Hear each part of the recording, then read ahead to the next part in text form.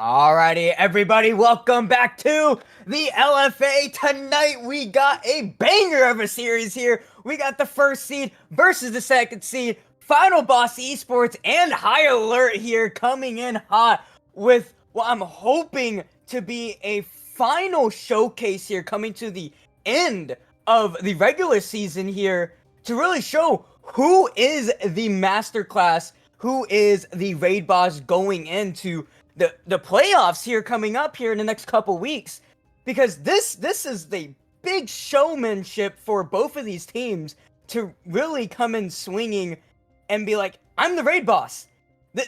I'm going to be the team that's going to be, just rallying up forward to really just, show up. Because Final Boss was kind of this, like, super team that we've been talking about throughout the entire regular season. And High Alert was just this, I don't want to say underdog, but a team that was not quite knowing what they were going to be capable of from the start of the split. And they have shown up so much here. So if they can take down Final Boss here tonight and swing the standings in their favor and take over that possible first place spot, that would be a huge showing for them. And it'll really show that gods can bleed here with Final Boss. Yeah, absolutely. Final Boss Tech is the number one right now and has only lost one series. But like you said, High Alert did kind of like sneak onto the scene. We were expecting something a lot better than the last split. To be fair, the performance last split, there was only really up to go.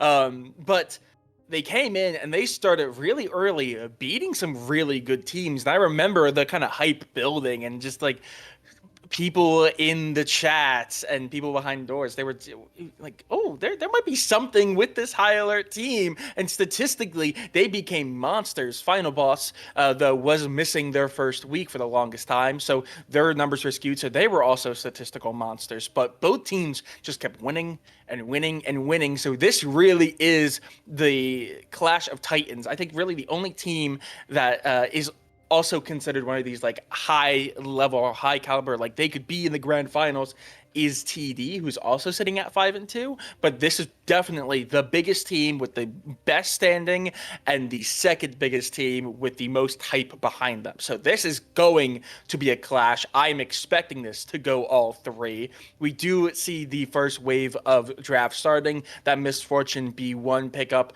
from Final Boss. That is not surprising. Miss Fortune is so strong in the current meta, also so flexible, can play in pretty much any situation. She's kind of like the ADC version of Ornn. You can't really go wrong with Ornn in top lane. There's very few counters, and you could kind of build him anyway. He's the best assassin, tank, bruiser, whatever you want him to be. Miss Fortune is very similar in that role. But as an ADC, we do see the Poppy and the Alistar. Okay, so Poppy's a bit more flex, can go in the jungle, can also go top. Alistar, that is almost certainly going to be the pairing in the support role with the MF. Meanwhile, J4 Tristana, that's just a really solid. Those are just two really strong, solid picks. J4 is one of the best junglers in the meta right now.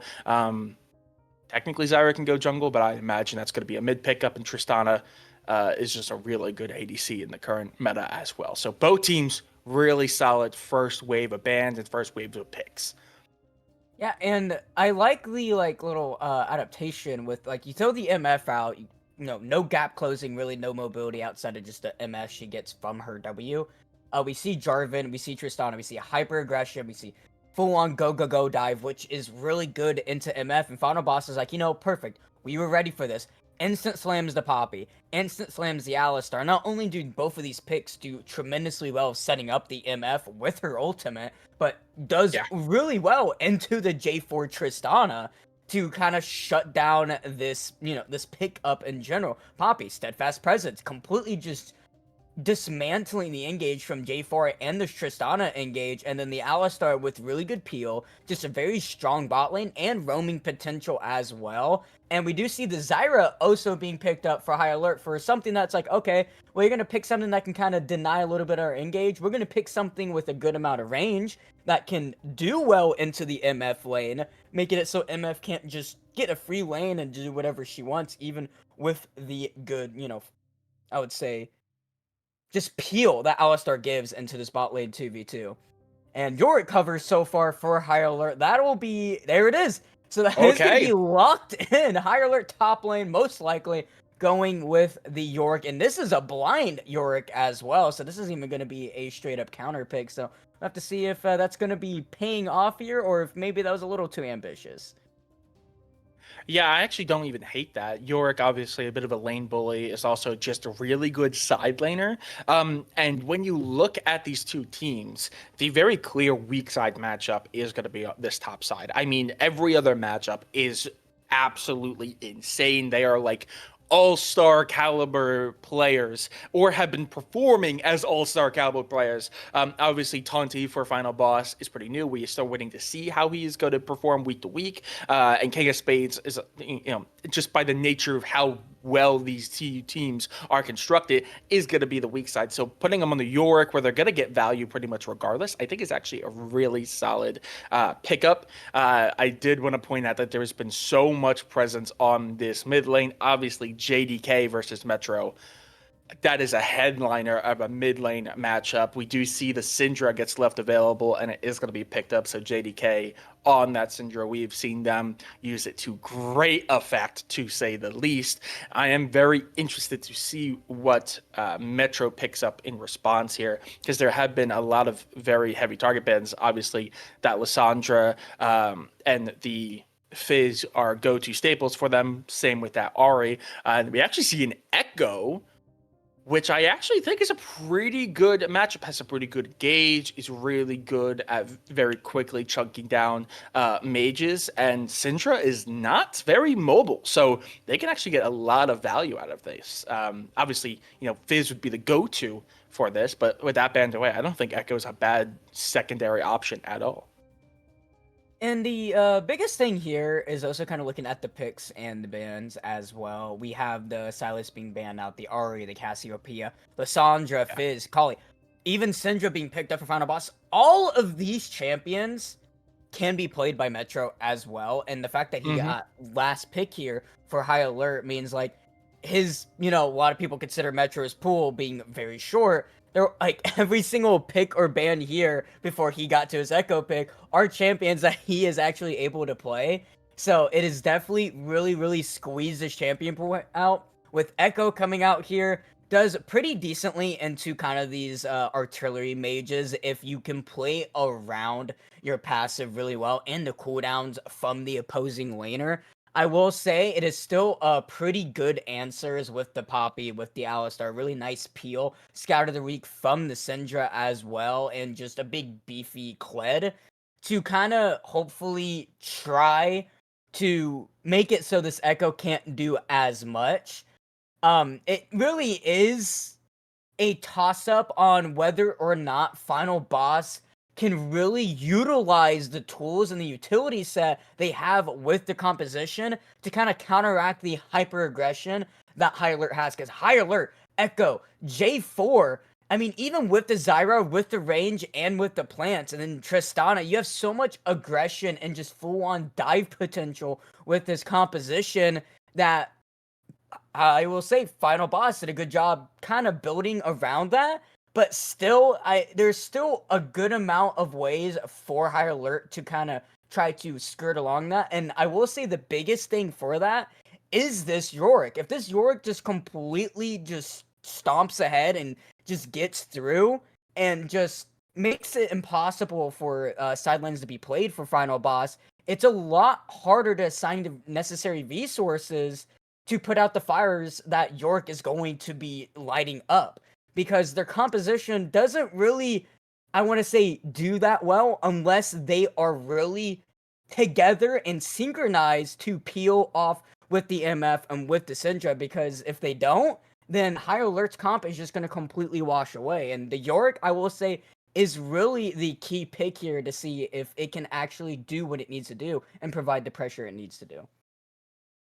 Yeah, absolutely. And normally at this point in the broadcast, right as we're about to go into game one, I try to put a perspective on which lane I personally think is going to be the one to look out for, which players I think are going to be the highlight players that we have to keep track of. And honestly, with these two teams, there are such high caliber players, and these two team competitions are so well built, in my opinion, it's very difficult to do so.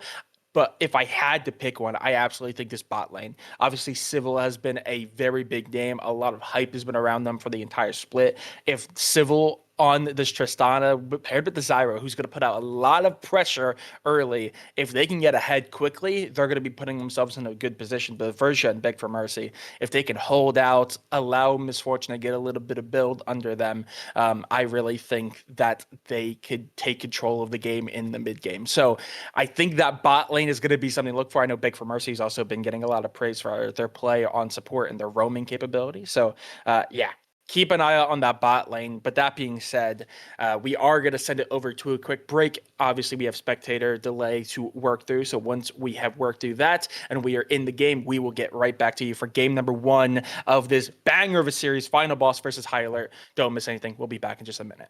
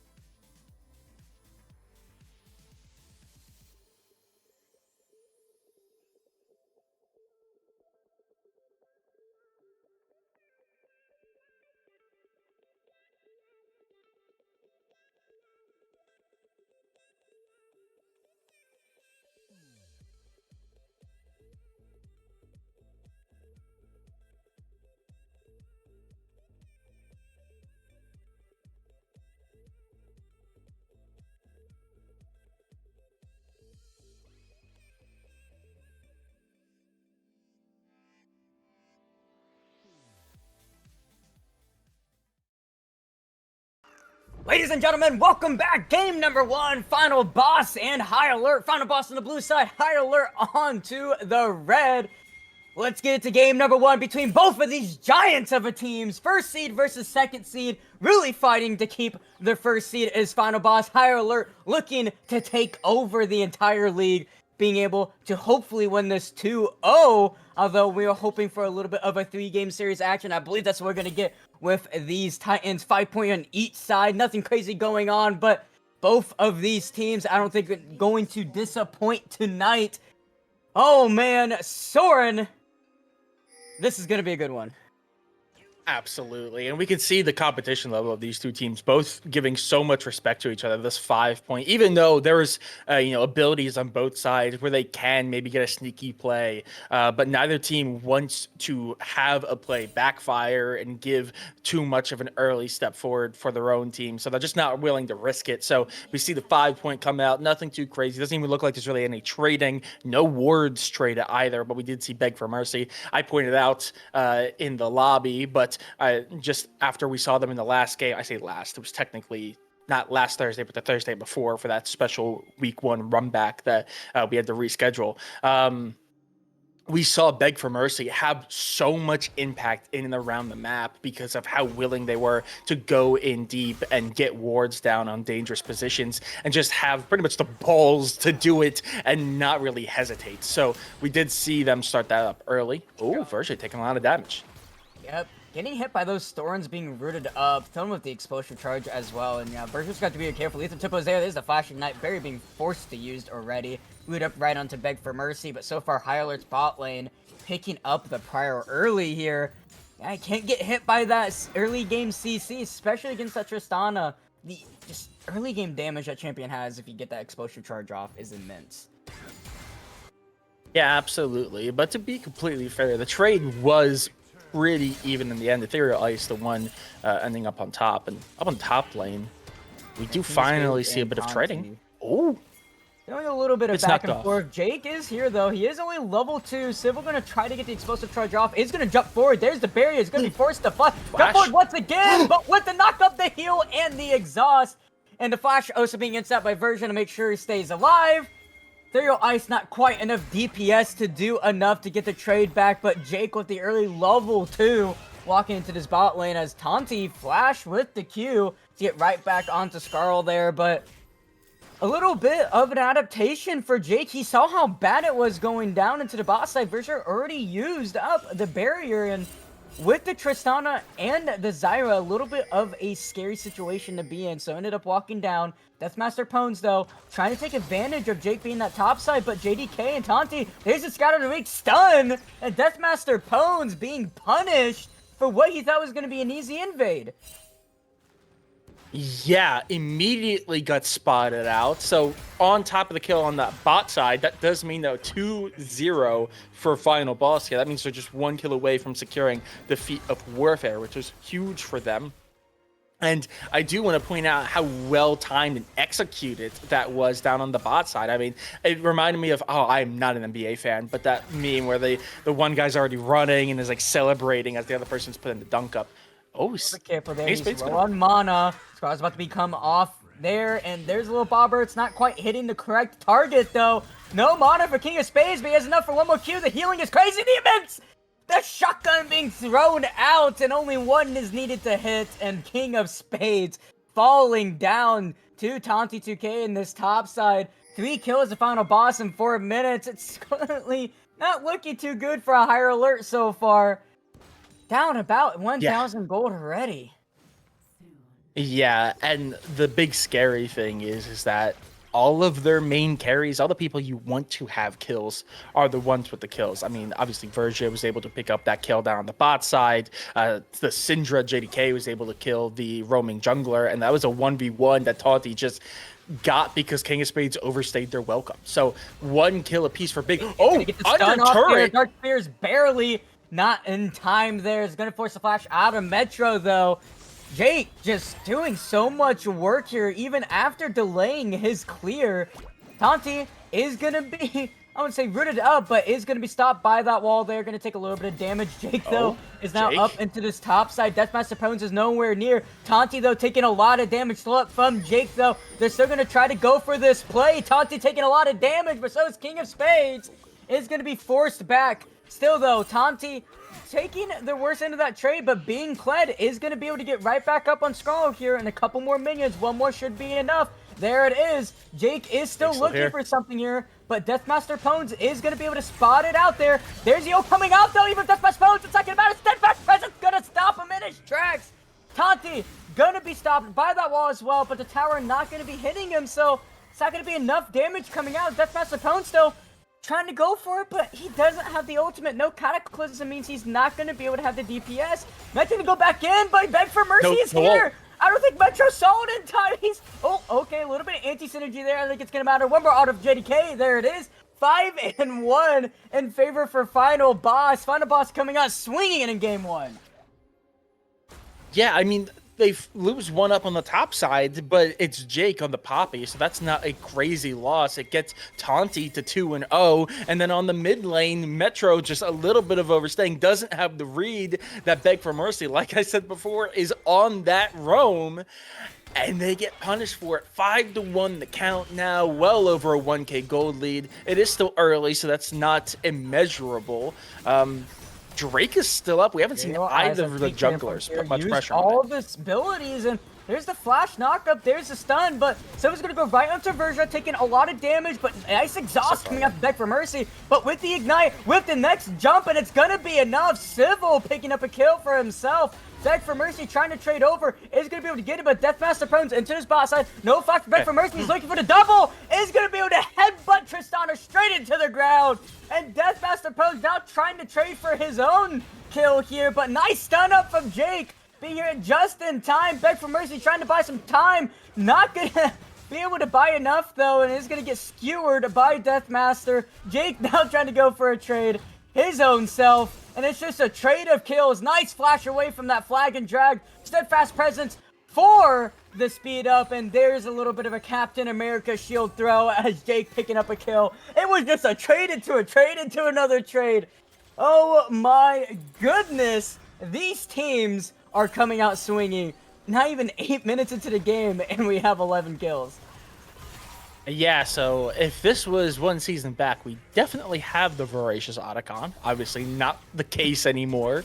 But we are going to see... There's a Kodope coming out from Metro. JDK, be careful! Shut down going over to Metro, and JDK stepped way too far forward. Metro saw the future on that one, and it looked good, equalizing this mid lane a little bit, and is able to get this wave pushed in. No TP for JDK.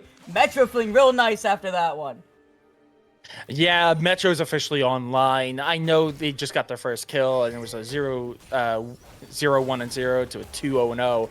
But with the ults now available for that Echo, they just have so much more flexibility to go in and get out of jail.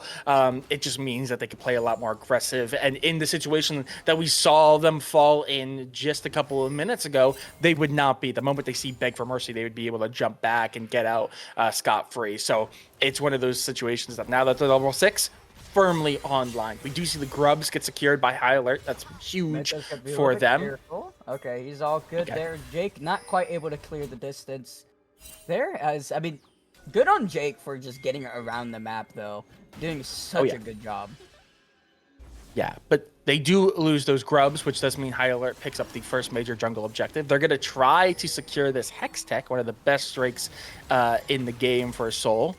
So a little disappointing to see it come out here first, because that means that Soul is going to be unavailable, but there's still other ones to play for. And it does look like it's just going to be handed over. High Alert, the jungler is not in the area. So they're just going to hand that one over. It's going to tie it 1-1. Definitely not great for High Alert, because again, Final Boss have secured the feat of Warfare. So they're just 2 major jungle objectives or turret away from securing the feats of strength. High Alert definitely probably would have liked to pick up that Drake, but it's not the end of the world. They're probably just hoping to get a little bit more foothold on their feet and play for some of the later ones. Okay, so it was about a 1,000 gold lead for a final boss earlier into this Yeah. game. High Alert has done a really good job stemming this. Still being down 4 kills, but only being down about 400 gold right now. So they are definitely in a much better spot than what they were from the beginning of this game. Metro going for a little bit more trades onto JDK here, but in general, it looked like possibly final boss could have had maybe a just absolute slam dunk of a game here, but High Alert able to really bring it a lot closer with this gold deficit here, as King of Spades is actually up about a wave on to Tanti here.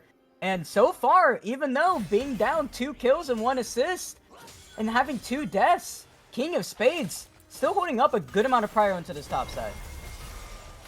Ooh, Yeah, nice absolutely. Do you dodge see out Metro there. go in?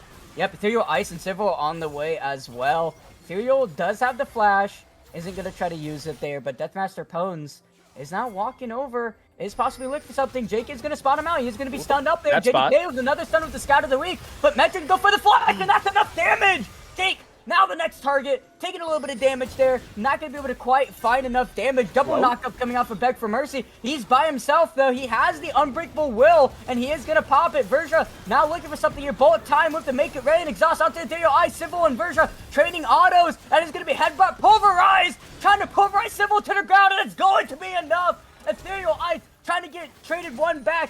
Beg for Mercy, though, gonna be able to get out of there, and it's gonna be a kill going over to this Alistar once again. 3-1 and 2 is Beg for Mercy. That is one strong cow. He is the carry now. He is the carry now, as he is just 2v1ing on that bottom side. Verja staying on the turret just a little bit too long. Obviously, it is good to get the extra gold, but they were in a position they could have gotten more out of it. A dive is on its way. The fly from Metro is now here to slow up. Is there with the Hail Blades? It might be enough, but with the barrier, though, he is going to have to use the ultimate to make sure he gets out alive. But Tanti to his top side, King of Spades, and a turret shot. The Maiden's still there, back to the boss side. Metro taking a lot of damage from Jake. He's trying to get one back. Back for Mercy, headbutt. Is going to try to be able to find something Ethereal Ice. King of Spades still fighting with Tanti. Is going to knock him off Scarl, but he's going to knock him to the dirt. Beg for Mercy, trying to beg for his own as he's falling down to the Deathmaster. JDK, gonna have to be careful. That's a double kill for Deathmaster. He's looking for a triple. Flag and Dragon to the knockup. Smite for the slow. Dodging out of the Dark Sphere. There's the Unleashed Power. It's gonna be enough, but he's gonna be forced to flash. Oh my goodness, these teams are not willing to give up no matter what. Constant, just fighting after fighting, top side, bot side, and I'm not going to be surprised if Civil tries to look for something. It's not even going to be Civil, it's going to be Verja that looks for something right onto Civil there. These teams, crazy. Okay. Tonight. And breathe, everyone. We are now 7 kills over the minute timer. Obviously, what that means, 19 kills in about 12, now going on 13 minutes. It is really banger after banger here, just non-stop action. Final Boss have kept the lead, and they have extended it back towards that 1k goal lead that we saw them before. So a little bit more separation between the two, but a couple of really good dives from High Alert, and playing off of maybe a little bit of misplays from Final Boss have been huge. I think just a wet noodle fight here on the top side. King of Spades too close to the turret to really do anything for Tanti, I think. Okay, yeah. Just to utilize his little extra health bar there with Scarl to try to get a very favorable trade, and once he gets back on the Scarl, it's going to be really hard for King of Spades to really try to find anything without his Maiden. Yeah, but overall, High Alert doing a really good job to keep themselves in this. They are finding the opportunities where they can take them. I do think that the biggest worry right now is that there are a lot of kills for Final Boss. A lot of them are going on to this Alistar. This Alistar is very quietly 4-2-2. So it's not the ideal position. You definitely would prefer. This would be a very different game, I feel like, if Verja had an extra 4 kills. But at the end of the day, beggars can't be choosers, so they'll take what they can get, and it's not horrible, it's not ideal. Idea. There's a Scout of the Week. Jake's going to push him towards the tower, corner break to get him out alive. He's going to use the W to make sure he stays alive. There's the shield, and it's just going to have a little bit of the oopsie button with his ultimate. Is going to rendezvous with Ethereal Eyes here. Drake is up. No TP for Metro, and he has no ultimate. I'm pretty sure High Alert are just trying to give this away. Yeah, not ideal for them, but especially without the ult from the Echo, it is a little bit risky. It is also a 5 hold down here. Everyone is in presence. Even Yorick has been pulled down, but it's just gonna be theirs to take. Final boss now securing their second major jungle objective, just one away from securing the feats of strength. And also, I think they have the advantage. I think they have like 1 or 2 turrets on High Alert side that are very low, and Rift Herald is up. It looks like they're just gonna try to secure him here. Deathmaster punches in the area. Deathmaster is going to eat up the ultimate. Flag of Drag is not going to be buffered correctly, and it's just going to fall down. Unfortunate. I like the vision that Deathmaster was going for. Stop the charge early. Tried to get out with the flag and drag, but the buffer wasn't perfect enough. The headbutt pulverize was able to catch him out. Metro into his mid lane, though, is going to be able to pick up that first turret there, so should be able to get out alive. I don't think Beg for Mercy and JDK are going to be enough here. Yeah, there's quite a bit of damage to Beg for Mercy. There's the Scout of the Week, but that's the CC down for JDK. Metro's just going to walk away, try to get it with the Chrono Break. JDK taking a lot of damage with the time on it coming back. It's going to be enough. At least power isn't going to be enough. You're quite weak yourself. Double kill going over to Metro. Oh no, he's going to get the trade back, but now King of Spades in this 1v2 trying to find something onto Jake. And he might be able to get it, just one more auto, and it's not going to be stolen over, unfortunately. Verger going to have to be careful. It's going to be rooted up, and there's the bullet time going to be instantly canceled up, knocked up, shut down, going over to Civil. It is coming up High Alert into this bot side. Metro picking up 2, Civil picking up 1, and almost King of Spades looking for something as his top side. If he picked up Jake there, or even just denied the Rift Herald, that would have just been a awesome triple play coming up for High Alert. But this is just... You really cannot tell, like, who is really in the lead. Even though the extra 5 kills in Final Boss, High Alert has just been such high momentum on finding these perfect engages and moments where they can just find a little bit of, you know, something. And Metro is honestly a great practitioner to this game, as he just keeps on catching JDK off guard, picking up amazing leads for him. Yeah, absolutely. Metro is, I think, the one, I don't want to say piece of hope, because there is still a lot of it, but it is, oh jeez. But Metro, I feel like, is that spark that this team needs, is obviously able to now go through a lot of the tankiness of Beg for Mercy, as well as just able to delete JDK if JDK gets caught out. They are really going to be a threat, especially once we get to the big team fighting area. Multiple turrets have fallen. The feats of strength were secured by Final Boss by taking that Rift Herald. And notably, it was kind of watched over. While Metro did find that 2K, he did end up dying to the minions, and that kill did go over the JDK. So it was not all for naught, but it was definitely overall across the entire map in favor of High Alert. The turret up on top is not great though. Oh, he's going to be caught out here to pulverize, and it's going to be enough. I was not expecting that Unleash power to kill there, but I guess that's the power of Blackfire Blighting Jewel with the extra little upgrade with the boot speeds there. Deathmaster, oh, Ethereal Ice gonna ride into Jake. There's the flash. Not gonna be able to quite find the wall. Gonna flash away from the steadfast presence. Jake taking about 1/5 of his HP. Plants putting in some work there. Is gonna get the flash from Ethereal Ice, and they do pick up the kill onto Metro. I was not expecting that ultimate from JDK to be enough. I thought Metro was gonna be able to get his ult off. Yeah, no, just absolutely demolished and removed, sent to the gray screen. Though overall, not the end of the world. A little bit of extra gold in Final Boss's pocket, but there was no major objective to play around. So it just puts them on a little bit back foot. It allows JDK to get a little bit of a foothold back under them. JDK very quietly struggling in that late early game, is now 5-3, and Zera has a bounty on their head as well. So despite being kind of bullied by Metro for a little bit there, is still doing good and is capitalizing, especially when they're not getting caught out. Right now, Final Boss do have the lead. They've extended that goal lead to about 2,000.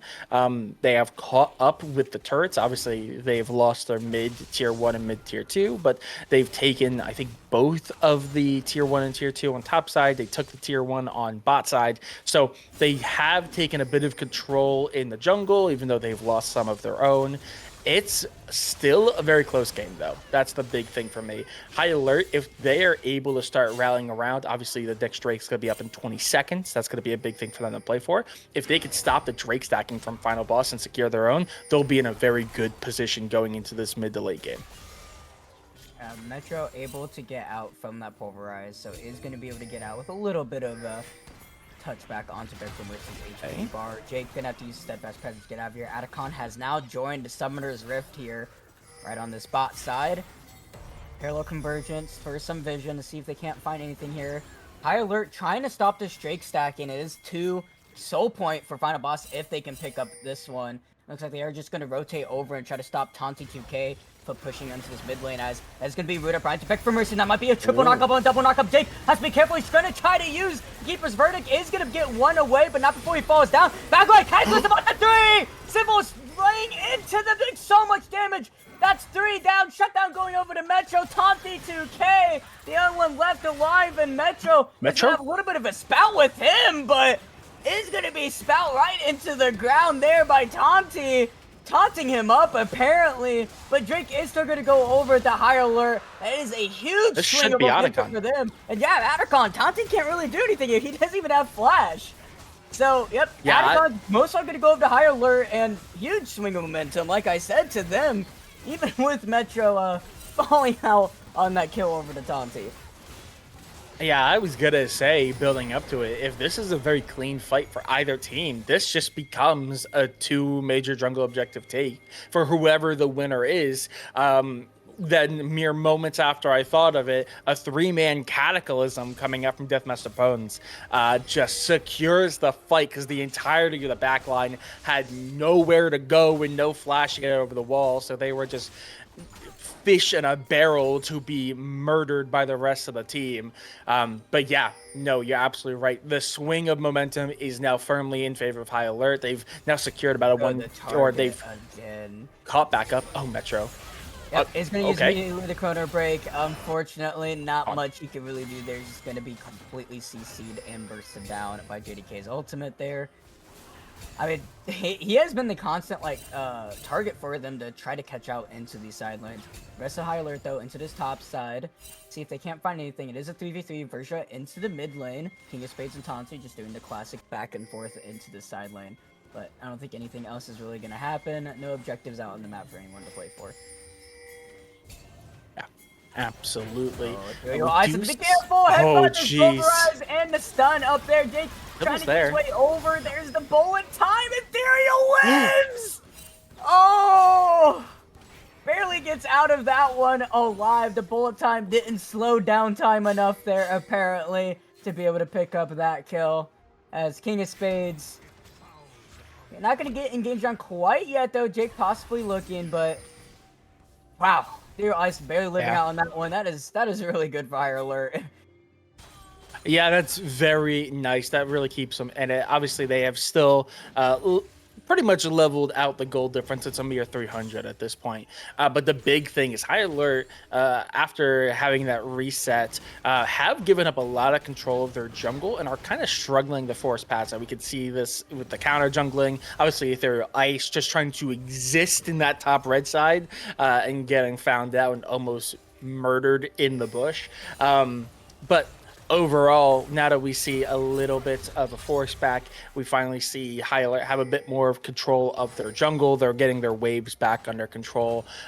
They've retaken the gold lead again because it's just down to mere hundreds. I think it's actually less than 100 at this point because it is rounded up. So I have a sneaking suspicion it's even closer than what the numbers show. But we are kind of in this lull period. We have 2 minutes until the next major Drake. It is going to be the Cloud Soul. I have not commented on that. It is a very good soul. It's also very good, I think, mainly for the Tristana and Zyra, but pretty much everyone is one of the best Drakes to have just because movement speed is so good on every champion. The ability to very quickly rotate is one of the it's most must. Just the ability to rotate quickly is just so valuable in this game, especially in the current meta. So do you see Beg for Mercy just running at them? Jump from Civil to get out of that one alive is going to be canceled up by Beg for Mercy. That's Tanti's ultimate expended there, so they have about a minute to see if they can't find anything cross map that he cannot join up with. I do have about a minute left on the timer until the next Drake, so it is actually a pretty good use of it. They know they're going to still have it for the next fight. King of Spades will have to invest their flash. Okay, yeah, it is going to get out, but that's another big thing that is not going to be available for the next fight. So at this point, Final Boss are just kind of poking and testing and trying to get sums and trying to get major pieces off the board before the next big major team fight, which is very good for them. High Alert are doing their best to try to put pressure on them, especially on the top side. But we do see Baron Nashor start up, and it is being pinged by blue side. Final Boss are aware that there is presence from High Alert up here. Doesn't look like High Alert won it. Maybe just trying to pull some attention over there. Yeah, and honestly, excuse me, honestly, Final Boss has been playing really well in these side lanes. They have been just absolutely dominating because of Jake and Beg for Mercy doing a really good job on just rotating over. But this is a full 5-man from High Alert here. You can't play side lane. Oh, there they go. Engage right into 2. Knock up. JDK forced to fly. There's the bullet time, shutting up King of Spades, but able to walk out of it. Metro is now back from the Keeper's Verdict with the Chrono Bait. JDK has to be careful. Civil on to the backside here is going to be looking something JDK, but Jake is here to try to get him out, but no, he's not. He's going to go way too far forward. Civil able to pick it up. Killing spree to him. Jake going to fall down to the blink from Metro, and Drake is now the call for High Alert, able to equalize 2-2. High Alert, find the angle and just pull the trigger. Yeah, just like that. That is going to be the Drake secured. So 2 caught up on the Drake count, and it looks like Baron Nashor is going to be in their sights. Final Boss know this, but they just don't have the manpower. I mean, still about 15 seconds left for Jake and JDK, 2 of their big pieces and 2 of their big players in terms of champions.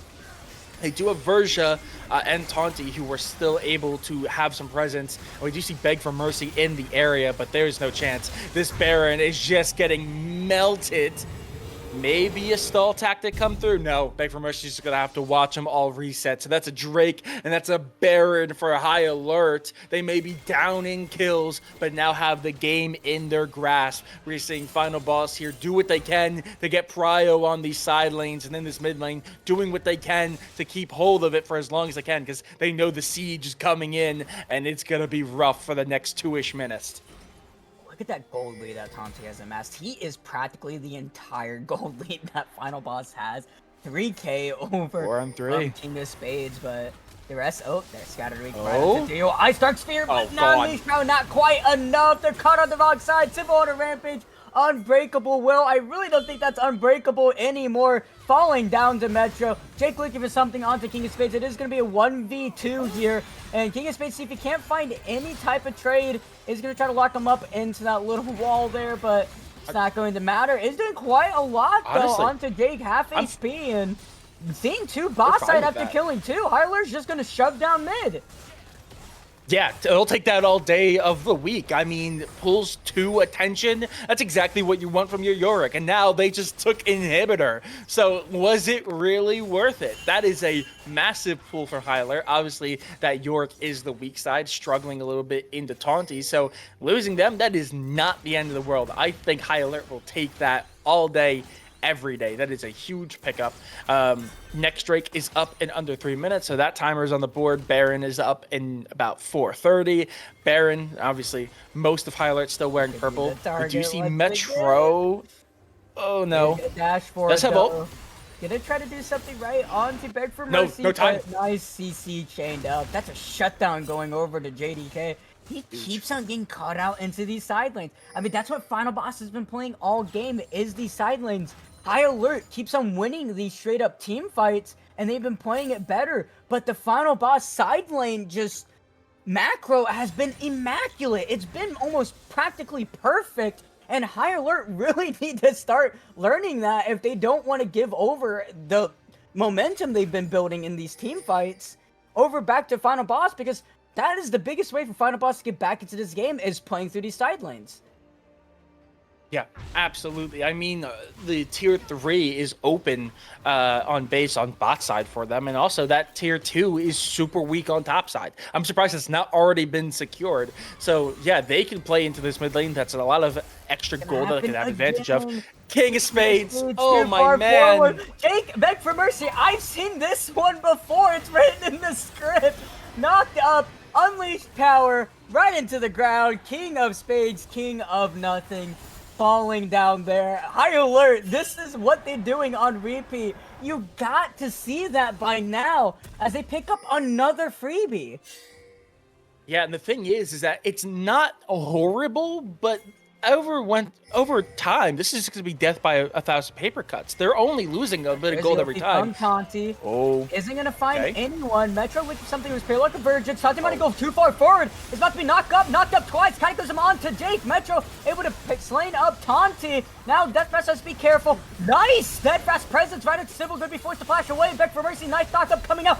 Triple knock up with a double stun coming in from Metro. Doing so much damage. JDK one more auto with the passive, and there it is. Metro does so much. Shutdown may go over to JDK, but a double kill gonna be followed up by Metro. Civil is unstoppable. TP coming out from King of Spades is about to come up right to the mid lane. There it is. 4 members down. Jake the only one left alive. 4 members still up for high alert. They just gotta peel Civil for his damage. And there's Jake gonna be locked up, gonna be forced to flash away. Now he has no way into Civil. High alert. I'm pretty sure they have done it. They took game number 1 over Final Boss. Even after the 5-1 start that Final Boss had, the side lane pressure wasn't enough. High alert played the team fights better.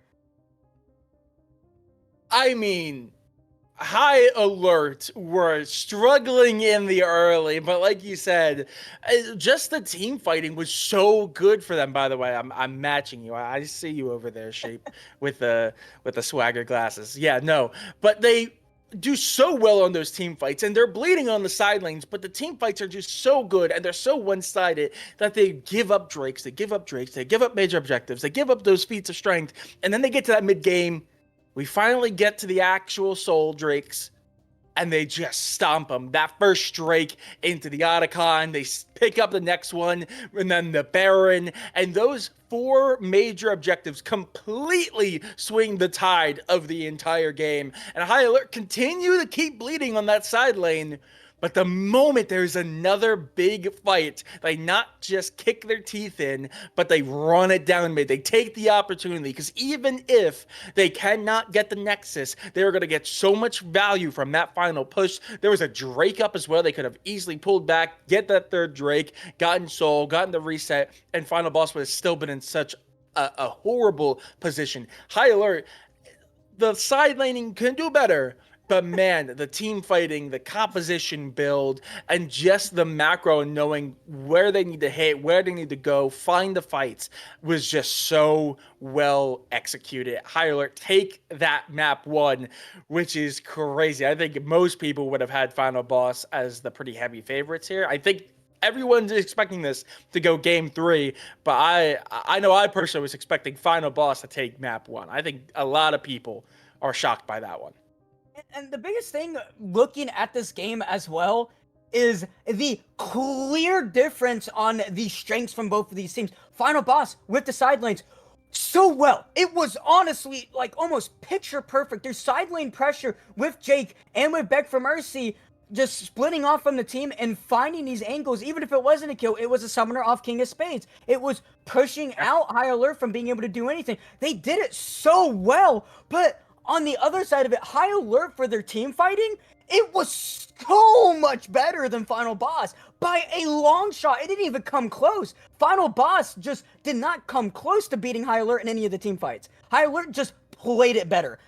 Quite simply as that. When you just look at these team fights and how they're going out, with how High Alert was leveraging the just basic mechanics of their champions over Final Boss, it was perfect. It really was perfect for High Alert, especially when I made comment to Final Boss saying they have to utilize the kit of their champions. They have to utilize the utility of the Peel with the Poppy, with the Alistar, and with the Kled to really pull off this comp in team fights. And if they don't, they are just going to simply fail. And that is exactly what we saw. Perfect roaming and perfect side lane, but High Alert just played the team fights just 100% better. Oh my goodness, that's just game number 1 too, and it was an absolute slaughter. Everybody, please do not go anywhere as we have game 2 coming up here in the next couple minutes for Final Boss and High Alert. See you then.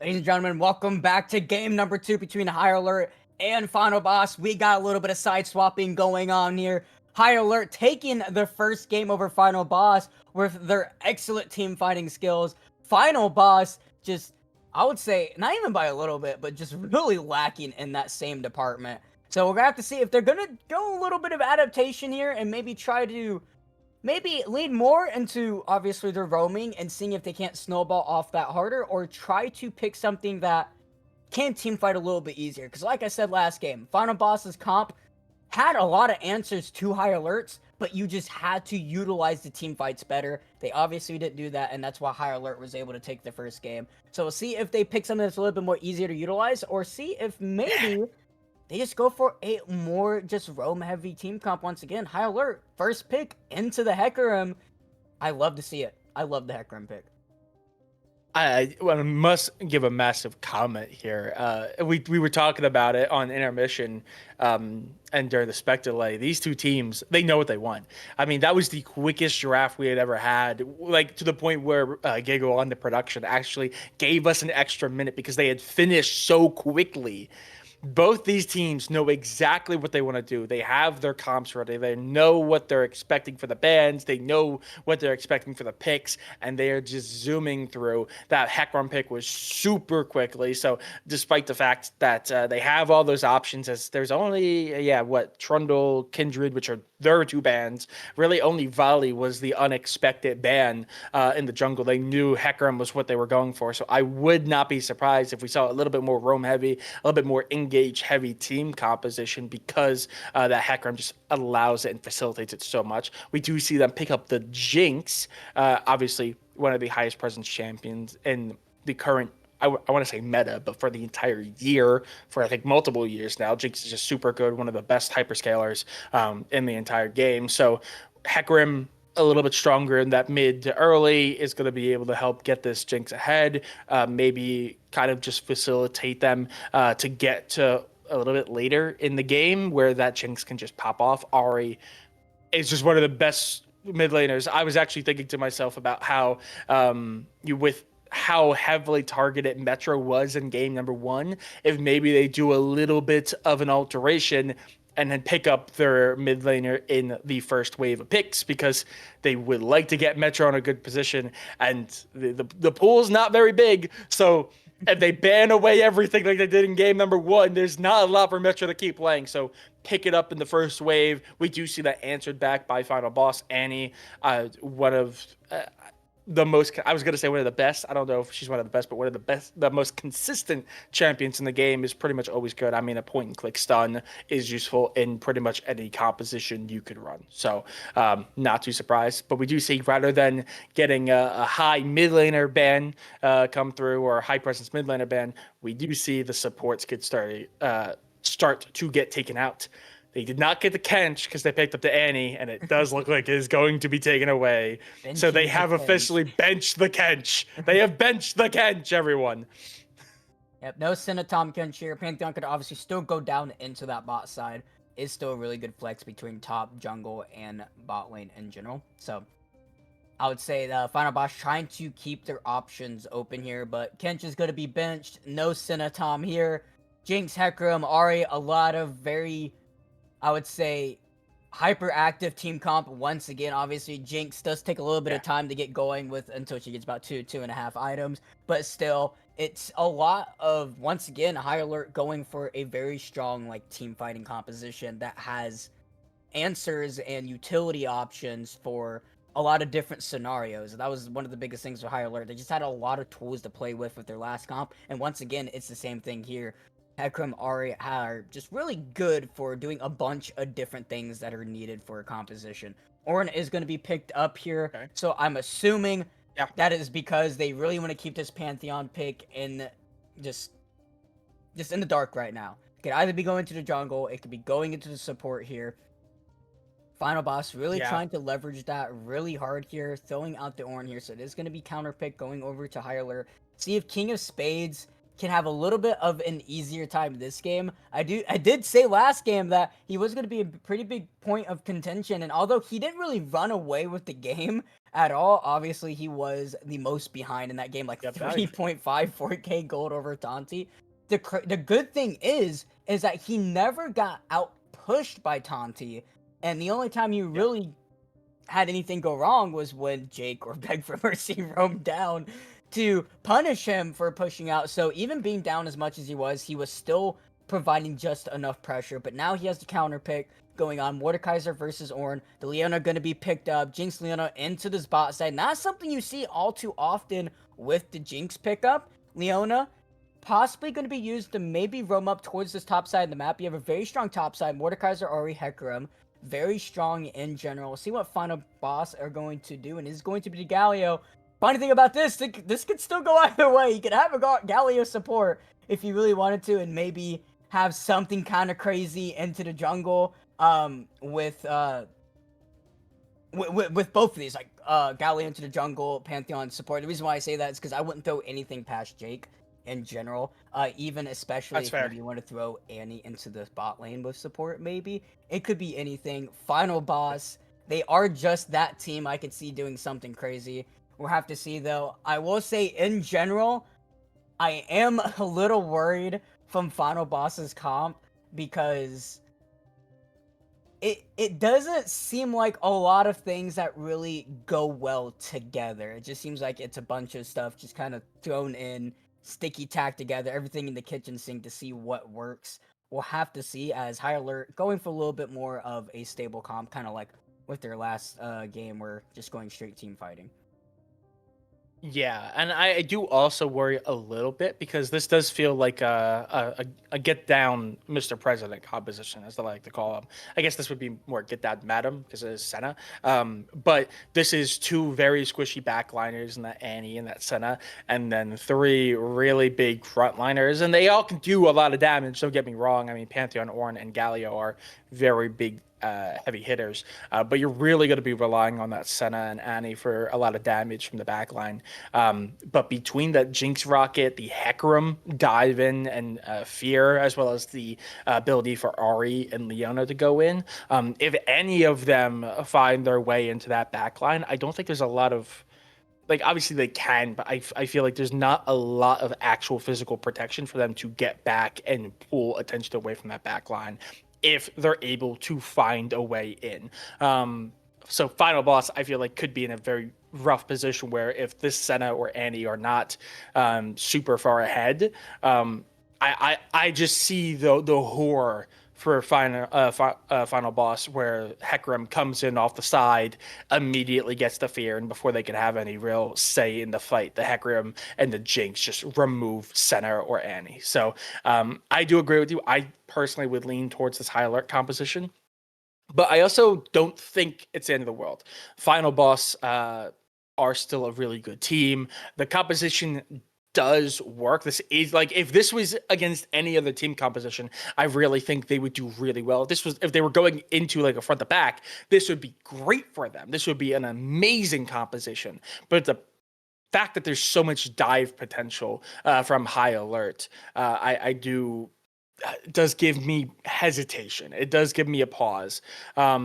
Overall, I think this bot lane is still the matchup to look at. But after game number one, honestly, those the two junglers, Deathmatch upon and Jake, were just able to have so much value all across the rift. And I do want to look at Deathmaster puns in particular on that Hecarim. There's so much mobility on that horseman. Was already putting so much pressure across the entire map with Hecarim. I really fear that they could do some serious damage. So that would be my matchup to look at. It's going to be that bot lane and that jungle matchup. But man, I'm really excited. The game was very close last game, so I am expecting another banger here, Sheep.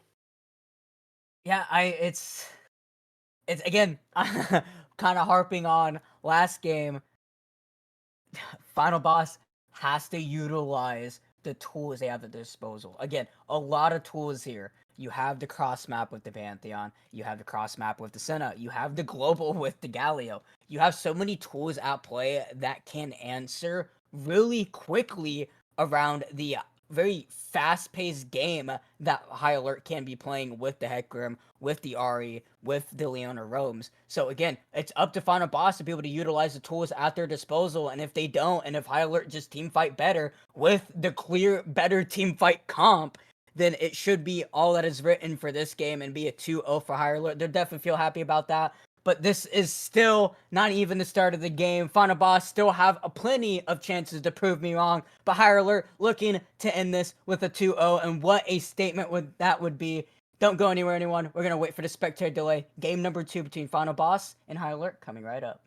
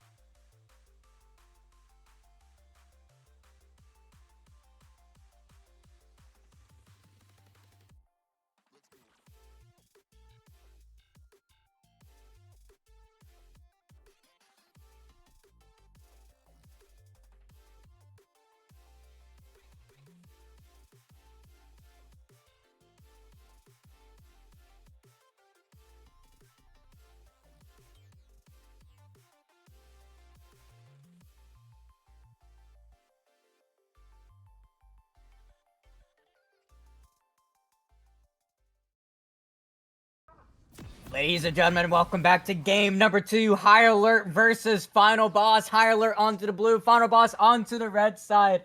High Alert took game number 1 in a absolute bloodbath of a game, and they're looking to close it out 2-0 against the first seed and take their position. Final Boss looking to bring it back, tie the series 1-1, and keep their throne at the top. They're going for an early game invade. 5 point from High Alert, though. We'll see if this is going to be spotted by Civil. He does have the cleanse. JDK with the stun ready to go. We'll see. Oh, there's the ward. He's actually going to back off, so I don't think anything's going to happen.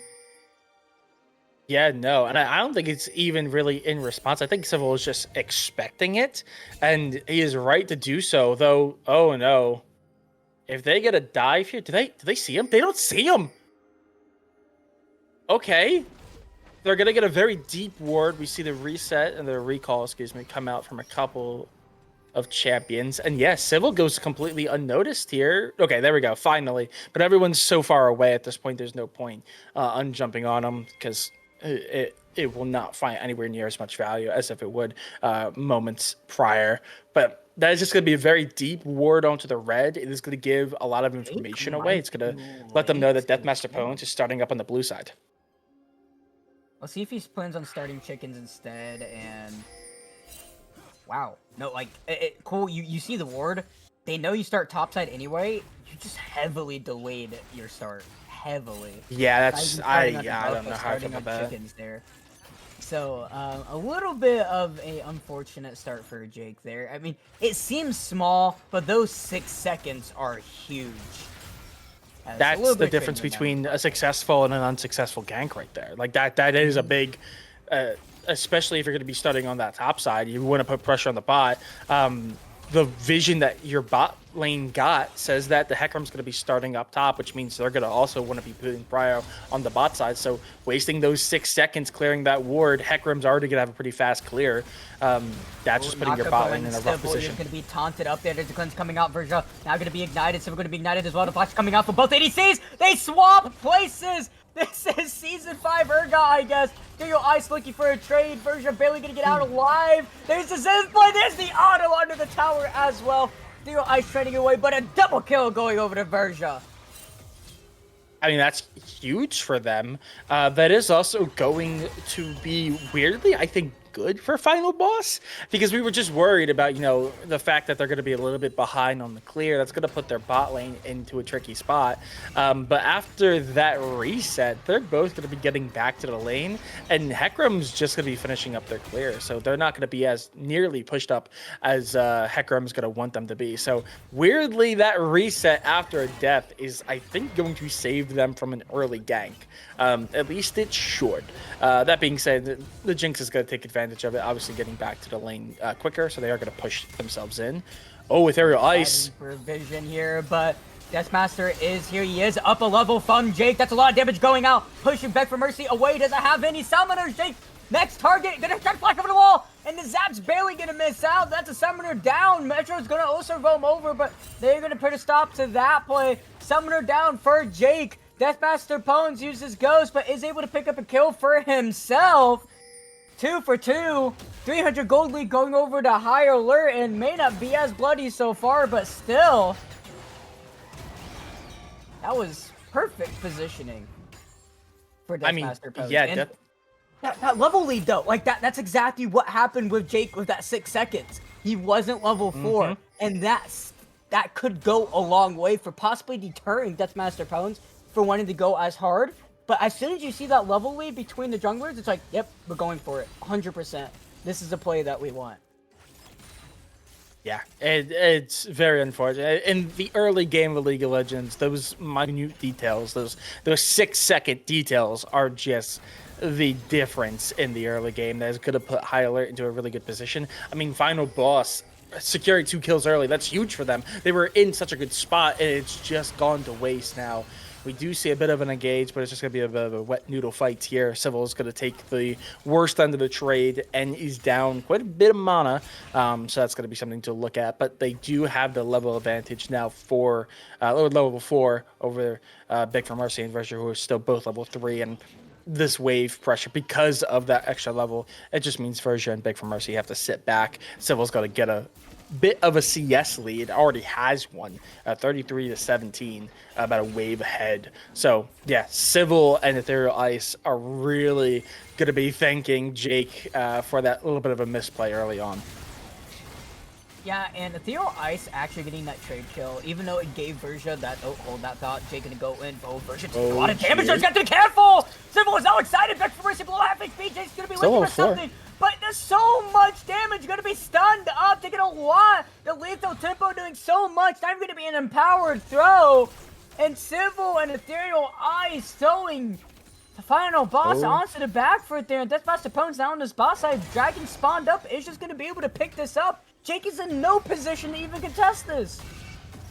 Not at all. There's just too much damage. And beyond that, they now have the wave prio on bot side, and the level advantage is still equal. So and obviously they aren't aware if this is a recall or not. So they just do not have what they need to even get remotely close to contest for this. So that first Drake is going to be theirs. They also picked up the Field of Warfare there with that kill on the bot side.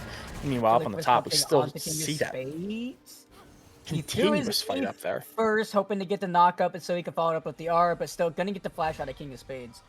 Like I was saying earlier, though, getting that trade kill on Versia, even though trading for that double kill for Ethereal Ice, even though he probably could have maybe walked away and lived, maybe, is so huge, because you may have given over that extra kill, but you killing Versia there means cannot collect the wave that is now pushing into your bot side, and that is the biggest reason why Civil has such a huge CS lead, because the lane was gonna push back to them naturally, and especially after that play with Deathmaster Pones, it was pretty much a double dip perfect lane spot for Civil here. So even though he is down 2 kills and he only has 3 assists, doesn't even have a single kill to his name, ended up falling down. He is a BF sword, long sword to just the Cole and the Vectrix from Versia, so perfect time for him as JDK gonna be charmed up, gonna be stunned up, does have the flash, gonna throw down the tippers, is gonna live, but ult and flash gonna be expended there, and it is just a huge momentum train for High Alert that they're trying to ride for as much as possible, as Ethereal Ice still into this top side,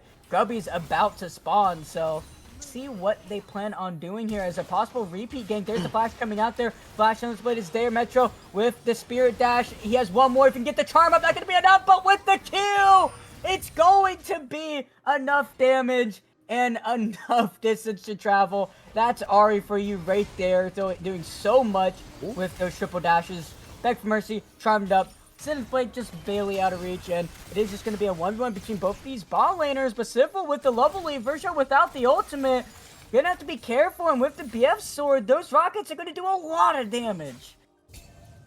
Oh, yeah. And off the back of that kill in the mid lane, Pantheon, Jake is going to have to show presence there. The grubs are going to be secured. Metro also is going to be able to survive that little engage there. So that is going to be 2 major jungle objectives secured for High Alert. Going to be taunted up there, is going to be using the cleanse. Wants to be sure he does not get caught onto the wrong side onto that one. Yeah, it's good. It's looking real good for a High Alert. Obviously, haven't lost any deaths or haven't given over any deaths since that first double kill for Versia. It's looking a little rough. I do want to say that the lanes that I kind of highlighted are the ones that are the ones firing on all cylinders right now. Obviously, these 2 junglers are just showing so much presence, are having so much impact on the map, and really trying to get their bot laners ahead. And this bot lane, these 4 just never want to stop trying to get the advantage. All of the kills have practically gone through them. Metro has picked up 1, but besides that, it's Santi looking for a solo kill right onto King of Spades. And it's going to be enough there. He used the Death Realm earlier for, I don't even know what he was going for. I don't think it was going to be a really solo kill that close to tower. And the biggest red flag for this matchup is being able to ult Tanti away from his Call of the Forge God. But unfortunately, he ended up expending it just a little bit earlier. Deathmaster Pones, though, looking for something onto this bot side. Theo Ice with the Solar Flare. So can be looking for something if maybe they want to go for a possible dive, but Deathmaster Prone's just going to go ahead and reset back to base and pick up his Claw Fields. Yeah, Drake is up in the next minute 30, so it's worth the reset here. Whoop. Meanwhile, King of Spades, oh, just a little late. Too slow on the draw. Isn't able to stop that back, so that reset is going to come through Orn, but no TP available, so it is going to be a walk back. So King of Spades will be able to get a little bit of a lead here and take away some of that CS. Notably, Verja has done pretty well to keep it consistent and not fall behind anymore, but is not caught up on the CS yet. Ultimates of both mid laners there. There's an onslaught charge going on. They could have fall down, but Deathmaster approach as well. It's a trade of junglers. Super Mega Death Rocket was thrown into that top side. I don't know if they hit on JDK or not. It might have, but Metro does have the bigger health pool. And there's a flash time that could be able to find up. And there's the hero's entrance. And it is going to be traded, not traded over, but gifted over to JDK. Beg for mercy right where he needs to be.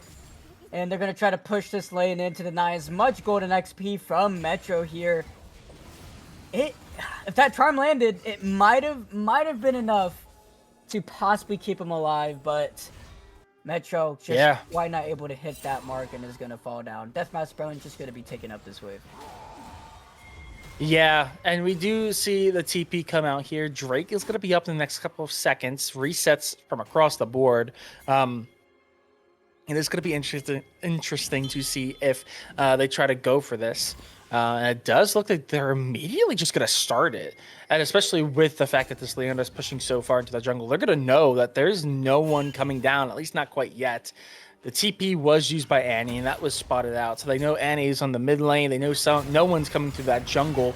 So they have the time and space to just secure this Drake right now. There's the Death Realm, Taunty 2K, and a 1v1. Beg for Mercy now going to be stunned up. Drake going to go over to higher alert still. The fight is going to turn into a 1v2. Jake is now here with his ultimate there, and King of Spades trying his best, but not enough cooldowns for his W. Is going to fall down. Jake picking up that one.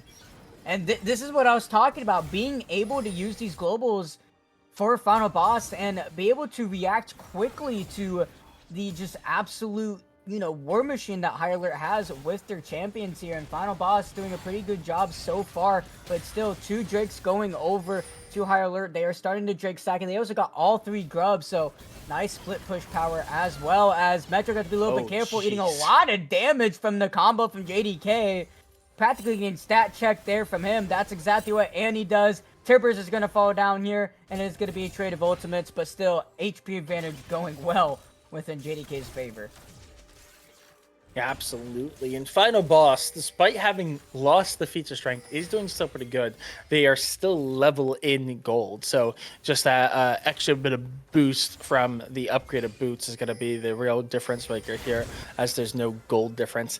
That being said, they also are down 2 dragons, and it is the Cloud and the Hex Tech that have been secured so far, which are, I think, the 2 best in the game. He could just flash W for Metro, and there it is! Yep. Saw that coming a mile away, but without the flash anymore, Deathmaster poses with the onslaught of shadows. It is going to be a traded over. Deathmaster picks up JDK. JDK picks up Metro, and it is going to be him pushing down into this mid lane here. Deathmaster pounds right where he needed to be to avenge his mid laner. Yeah, absolutely. But 1 for 1 there, nothing too crazy. I think there was a small bounty for Metro there, but I don't think it was too much. It is still level on gold practically. It is Mountain Soul, which is, I think, actually going to really help final boss. There's a lot of tankiness. Obviously, like Galio, Ornn, and the Pantheon can all get some serious value out of that. That being said, obviously, King of Spades will take the extra tankiness, and I think Deathmaster Pawns might be the best recipient for it. Obviously, diving really far into the back line with the Hecarim, especially with that ultimate. A little bit of extra tankiness and survivability will always be helpful. On King of Spades there. With the Hollow Radiance, Ornn has now gotten to that point where he can do a little bit of these sort trade tussles with King of Spades here. And King of Spades with the Rallies. Oh, nice cancel up there. There's the Bella Breath. Can just slow him down for infinity, and without any cooldowns, Santi's got to be a little bit careful and to sustain from his W. And it's just going to be a constant back and forth wet noodle fight between both of these members. Yeah, and notably here, the turrets for Final Boss are all a little low. I think all of them are below half HP, some are even more so. So that is going to be something to keep note of, as I think really only the top tier one He for has to be highlights low. careful. He has no flash. Death Ooh. Realm is up, but so is Call of the Forge Oh, God. that's There's the rough. Grand Starfall to see if they can't find anything there. But is going to be able to get the Death Realm just in time. Jake is now here, though. He is going to try to get away from this. His W should be coming up any W? second now. There it is. But Beg for Mercy is on his way, and I'm pretty sure it's going to go over to Jake. It is going to be a trade for a trade here, but that is two ultimates from Verja and Jake, and now it is going to be Deathmaster Pones fighting up Jake here, and Level advantage. I'm pretty Yeah. sure it's going to be enough, though. His clip's about to come back up. There's the Hero's Engines. Also, Shadows is there, but it is now Deathmaster Pones the target. Gonna fall down most likely here, and there it is. JDK getting the kill credit for that one, as Metro was into this bot side, was not quite able to roam over, but Verja by himself here is going to use the instant cleanse away from the Solar Flare, forced to flash as well. TP coming out from Tanti to keep his ADC alive. Call of the Forge God there is though. Simple forced to flash, and Ethereal Eyes trying to get the stun out. There's a Zenith Blade right into Verja, but I'm pretty sure it is going to fall down. Two more tower shots, there it is. Tanti able to pick up that one. Verja just a couple ticks away to fall down to that Ignite.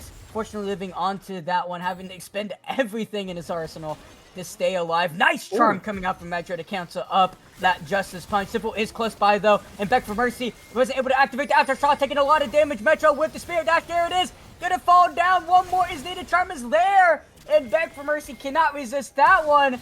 Jake gonna go for the flash stun. Nice cleanse coming out, but it's not gonna be enough. Metro gonna be looking for something onto Going Jake, for it? but not enough damage. Yeah, only has the Malignants, and it end up going to Ionian Boot, so it does not have that extra pin. I mean, we're starting to see a little bit of similarities from Game 1 with this constant trade back and forth in this bot side for play after play between both these teams. Yeah, absolutely. And I mean, at the end of the day, I think Final Boss is still the ones getting the advantage, at least on kills. Oh my. Master Pones is on his way. Unstar Shadows in a few seconds. Solar Flare is really well done. Charm up or rooted up from Verja onto 2. There's not Shadows, bringing him right into the team. But JDK is here. He's going to be able to get a double stun up with Pippers! JDK doing so much, picking up a double kill for himself. Metro on the retreat here is now a 3v1 Final Boss. Finding a lot there. Beg for Mercy looking for a possible something onto Metro, but just a little too far up. King of Spades Tanti with a little bit of a tussle. Simple is now here. As Beg for Mercy maybe look for something on the flank here. As Metro going to go in, Brian to JDK is not going to be able to land the charm up, but doing a lot of damage on JDK. He's going to have to be careful here. Simple like a Dance Rocket going to be blocked up by Verja. I'm pretty sure that would have landed if not blocked up or flashed away from JDK. Drake is now going to be started up as Final Boss going to try to stop this Drake stack. And Simple though does see it. There's Call of the Forge God. Simple careful, he doesn't have the flash anymore, or the cleanse is going to fall down. JDK on a rampage here. JDK going to be stat checking everyone this game. Yeah, I mean, you said it before, you know, we're getting shades of Game 1 and how much team fighting there is. And I'm saying there's a little bit of shades of Game 1 with the fact that the first 2 Drakes have been secured, Grubbies were secured, and now Final Boss seem like they're getting a little bit of control back. Metro just falls down. JDK unstoppable. Ethereal Ice has to get the hell out of dodge, but Deathmaster King of Spades is here. Solid Shadow is going to go right onto JDK, but here's entrance to shield him up from all of that damage done up onto Deathmaster Pose. Ethereal Ice trying his best. King of Spades trying his best. They're all going to fall down. Flash coming into the Death Realm. JDK, you got to run away. Oh, that flash coming out from him. JDK with the double kill. Dab on them haters there. Thumbs up from Jake, and Final Boss turning around. Look at the scales, look at the moves, dodging out of the way of the Mordekaiser, and the kills all go Final Boss. I was saying, I'm seeing shades of Game 1, where one team seemingly has control for the longest time, and after the first big team fight, it starts going the other way, and then they take advantage after another team fight, and now it's 18-10, Final Boss's favor. They secured their first strike, they've secured the Rift Herald as well, and now they've secured about a 3k gold lead. Final Boss have now taken control of the game. They are doing really well. This Annie is a menace to society. 10, 2, and 1. They're responsible for 10 of the 18 kills for this team. That point and click just means that anyone who is not an outright tank gets deleted on sight if they stand in front of her. It is becoming a problem that High Alert are really struggling to deal with. Otacon is going to spawn, so that's another major objective to fight for. The next Drake is at 3 minutes. I know last time we saw them get taken back to back, but the fact that it's up on the top side. JDK gonna get set off with Timbers. The depth stat check. JDK is legendary. That is what happens when a 10-2 Annie walks up to an 0-3 ADC. I know that one all too well. Tanti now walking up here. Final Boss looking for a possible play onto this Atacon here. And King of Spades with the TP. Have it, yeah. See if they maybe want to try something here. With the Death Realm, they can make that 4v5 into a 3v4. And the Atacon going to be shredding those resistance. We'll see if they're gonna try anything. Deathmaster opponents might be going for a little bit of a heist though instead, and maybe try to steal it away. As High Alert, they're still looking around here, and they might be interested to go for a possible fight. Get a flash coming out from Jake. Not gonna be quite enough. Double shot coming out. Nice pull away towards Jake here. Thunder Shadows on the floor. Nice beat up on so many members. Steel Ice trying to do as much as he can. Jake, but spawn on Super Mega Death Rocket. Finds its target there. Peppermint flashing away from King of Spades. King of Spades in the middle of 3 though. Metro Drive Neil right out to JDK. Gonna fall down. That going over him. Tanti has to dash away, but not before Metro dashes right out to them. Flash over the wall for the target. Is gonna be the dodge out from that. Charm the spear. Not gonna be enough. Metro might fall down to Tanti. And that's exactly what happened, but Beg for Mercy split away from his team. 1v3, and I'm pretty sure he's gonna fall down. Give it over to the Jake Civil, able to pick up a second kill of that team fight. Atacon not gonna be started up by High Alert, and that 4v5, well played by High Alert, and we're seeing it again. High Alert team fights are just better. They really are, and also, I mean, we were talking about it in an intermission there, but we really saw exactly what you were pointing out during the break there, Shape. There was a lot of initial damage. Final Boss took that fight, and they looked like they had the lead, but the moment the fight started to extend out, there's just not enough extended damage in Final Boss's team composition. But with that Ahri, with that Jinx, there was just so much damage to be put out over time. High Alert want those extended fights, and we can see why in that fight. They may lose one early, but they'll win it in the end. And while they do not secure the Otacon, they keep Final Boss from getting their own. They get the kills they need to kind of level out. Civil is now coming online now that they have kills to their name. Civil once again to be forced to flash away. Double knock coming out through your eyes. Gonna be rooted up. And what happened to JDK? Why didn't even see his health bar get that low? Beg for Mercy, run away! Gonna be slowed up. Zap gonna be able to barely miss, but also Shadow is gonna towards the team, doing so much damage. He's trying to kill from his W, and it's not gonna be enough. Gonna fall down the Verja, but still, they pick up that extra kill and Beg for Mercy. Drake, in 25 seconds, they do lose their jungler, but Final Boss have no rights over to walk to this boss side, as Metro still into this bot lane tower, tier 2, is gonna try to pick this up, and I'm pretty sure he's gonna be able to get it. And Final Boss, I don't think they're gonna be able to equalize the Drakes, as High Alert looking to bring up the soul point here. They're doing this so well, though. They're not immediately going for Drake. I think they're waiting to see if they can take another fight here. Yep, Shelly's going to be spawned up here. See, it is still the Death Realm up for King of Spades, so they can... Oh, nice charm onto Jake. Going to take a little bit of damage there. Spirit Dash going to come out. Jake taking a lot of damage. Metro going to wipe him. Hero's entrance is there from the Galleon. Back for Mercy's here, but Jake, look at his HP bar. He's the jungler. Death Rocket! Kira's right around JDK. Bot coming JDK though. Clint's not gonna be enough, gonna fall down. Solar Flare not gonna land on a single target there. JDK though to the death. I'm gonna fall down to King of Spades. Metro gonna fall down to the Dawning Shadow. King of Spades 1v3 gonna fall down. Drake right still. Pretty sure gonna fall over to Final Boss, but Deathmaster Pones is alive. Jake is dead. Onslaught of Shadows is up. Ghost in about 20 seconds, so they're going to decide to not go for the Drake. They don't want it stolen away, but they are going to rush down right into this mid lane, try to pick up this tier 2 mid tower. Final Boss, High Alert are not disappointing into this game too. Oh my goodness, Soren. The fighting is ever present. I do think they overstayed their welcome a little bit. They should have pulled a little bit farther back. I like the attempt to try to stall it out and maybe take a more favorable fight before taking the Drake, but they waited too long. They played too far up, and JDK was back in the mix. And just like before, the stat check, the removal from the game, the immediate gray screen was just too much. TP coming out, half HP onto the Drake here. There's TP coming out from JDK. See what they plan on doing here. He's going to be stunned up right onto the Heckler. Going to fall down.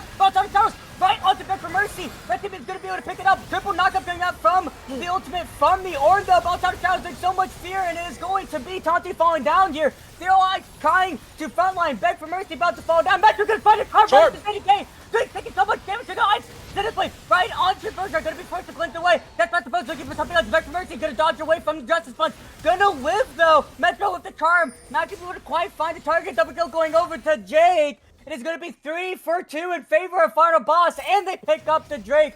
Double Mountain Dragon for though. They equalize the objectives there. Oh my goodness, 10 kill lead going over to Final Boss, but it's only a 1.5k gold lead. It is still remarkably close. That being said, that is 2 Drakes secured for Final Boss now. That's a lot of tankiness to be done for this Final Boss team that, like I said, I think gets more value out of it. High Alert do a really good job of getting, more extended damage, but Final Boss want these fights to be quicker. So the fact that they cannot be bursted down so quickly, they can extend these fights a little bit longer without getting punished too hard because they have the extra tankiness is perfect for them, and we are starting to see those extended fights start going a little bit more in favor of Final Boss. But at the end of the day, that is down to High Alert trying to continuously take fights. They are taking fights even though they do not have the outright advantage, while they are getting kills doing it, which is helping because it's getting more gold in their pocket. It's starting to get them back into a position where they have the items to really come online. It's also feeding kills in the Final Boss. I mean, this Annie is 14, 5, and 6, which is still a lot better than the 10 and 2 that she was just mere minutes ago, but that's still a lot of extra gold going over to those carries. So they need to find a way of securing kills without losing coming in, people. but it's going to be here. His engine's going to be stunned up there. One more dash is going to be enough. Super is there on Salt of Shadows to keep Deathmaster Pones alive. TP was used from Tanti. Verja didn't miss out from that route though, but the slow is so much. The autos are coming through. Falling down. Celebrate is just a little tad too late. And JDK able to live out in that one. Hero's entrance. Hero is right for Beg for Mercy, keeping his mid laner alive. And Baron is now up. Final Boss with a 2-member advantage here is going to go right onto this Drake. No jungler to try to steal it away. And High Alert just have to give this up. Not even a Super Mega Death Rocket possible steal for Civil. Yeah, I mean, High Alert just got jumped there on the bot side. That was the hero's entrance and right 2 behind TPs. Ice and Civil. He's looking for something onto Civil. He's going to be slowed up, going to be flashed over, not going to be quite get stunned up. But I don't think it's going to matter. Maybe enough damage on the JDK. He's about to fall down, but with the shield there, I'm pretty sure he's going to live barely. That was a lot of... Oh, flash coming out. Ooh, Shield of Daybreak onto Beg for Mercy. Got 2 big beefy hitboxes there, so kind of hard to hit on the JDK there. He really wanted to trade kill that, but uses flash though. But Civil almost ended up getting that back, but not quite enough as JDK able to live out there and was able to buy his 4th item here. Almost up to his 5th. He has the component start for it. So JDK really the look for his team right now to really try to get as much value as he can with the stat checking. Yeah, and on top of that, the thing we haven't really discussed is the fact that even though they do have really good hyperscalers on the side of High Alert, they have really good scalers for Final Boss, plus the ornaments. That extra bit of buffing, that extra bit of power that Orin can grant to a lot of his hyper carries mean that they're going to remain a threat for a lot longer than should. Obviously, Annie is not an outright hyperscaler. Should fall off eventually, but that ornament is just making so much more damage. Be careful. Not gonna be quite knocked up though. Beg for Mercy taking a lot of damage. Deathmaster Pones caught on the wrong side of that fight, and flash knock up onto Civil. Hero's entrance onto 2. Knocked up, double kill. Can we make it a triple? Yes, we can. Triple kill over the Verja, and yeah, that's 35 seconds. Deathmaster 23. Yeah, it's just Metro with Baron Dub. This might be Final Boss tying up the series here. Yeah, I mean, Metro's gonna have to pull off a masterclass if it's even possible. Oh, That's a there's the full. fly. Never Yep, there we mind. go. Oh God, the Annie just removed the Flat for Metro. JDK there. Okay, that's that does feel like the summation of the entirety of game two. High Alert did such a good job, and they had a lead early, but JDK, the moment this Annie was let off the leash, just started deleting anyone that didn't have enough health, and poor Metro was the victim of it for the longest time, being the one stuck in the lane with them. So, yeah, that feels about right. That is going to be game number 2 going to final boss. And yet again, a game where a team was so dominant early, got a lead, was doing super well, wasn't able to extend the lead to like a 4,000 gold lead, and then like one big team fight. Uh, Switch was flipped, and after that, the snowball, it just kept going and going and getting bigger and bigger and bigger, and then sooner or later, final boss just became too big to die, and it just became a timer for this High Alert team. Civil was doing really good to get back into it, picked up 6 kills in the last like 10 minutes or so, which was really good. It was really helping them in those team fights, but they did not get ahead early enough, and they did not get enough time under the belt or enough kills under the belt to really come online as a hyperscaler. So High Alert doing well. Final boss, though, not going down without a fight. That was a really well played game for them. In general, a final boss did exactly what they're really good at. They had so many tools for these side lane plays, right? And that was a constant thing where High Alert tried to do to final boss what final boss did to him in the first game, but of course, not really their style. On top of the fact, you have Senna, you have Pantheon, and you have Galio. You have so many of these globals that shut it down, and you saw that constantly whenever High Alert tried to find something in these side lanes, final boss instantly shut it down. And in these like 5v5 team fights, High Alert were doing really well. But if you notice, Final Boss didn't really give him a chance for these 5v5 team fights. Either they caught them out in the side lane from them trying to do a play, or they just caught them in a really unfortunate misposition, like in that last fight where Ethereal Ice walked into the jungle, got picked off instantly, and High Alert are just split away. So they didn't allow High Alert to play to their strength, which is straight team fighting, because we saw whenever that happened, High Alert usually came out on top, even when being slightly behind on numbers or summoners or just ultimates in general. So High Alert, once again, showing their strength in team fighting, but Final Boss showing their strength on being able to answer into these side lanes. Yeah, absolutely. It really does feel like this big game matchup that we were setting up to be. I think these are some of the best games that we have seen get played out in the LFA, and I'm talking for both splits. The adaptations, the play, the forcing of the pieces around. I feel like I'm watching 2 grandmasters play chess right now. So it is going good. We are going to send it to a quick break. We're obviously going to be going into game number 3 here. Don't go anywhere. This banger of a series is going to have an epic conclusion. I can just feel it. We'll be back in just a couple of minutes.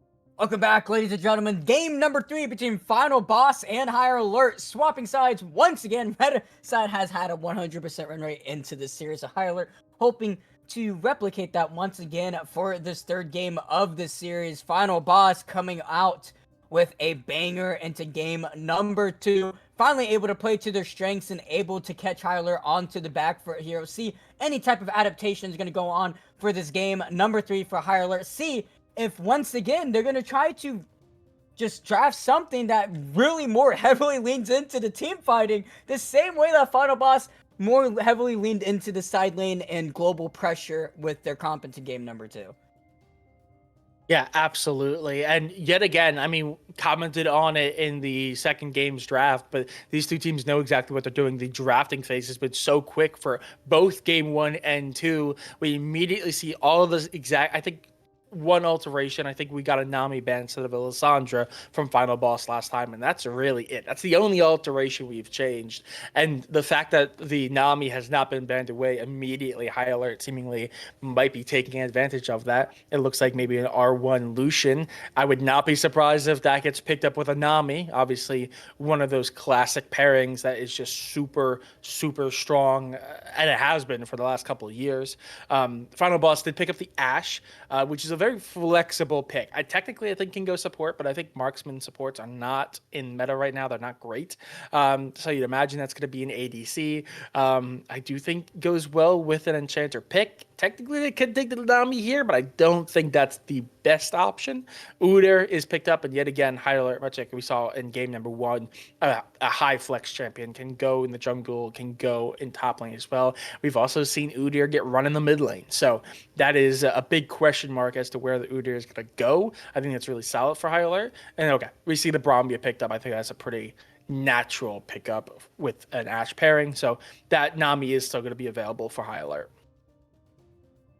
Yeah, I think it was High Alert trying to call the bluff and be like, hey, you gonna pick up the Nami here, or are we just gonna be able to pick it up here onto R3? Udyr, very interesting to see Deathmaster opponents pilot this. Can be an absolute giga chat of a champion if piloted correctly. Cassiopeia is going to be picked up here. Final Boss picking up most likely 100% their mid laner here.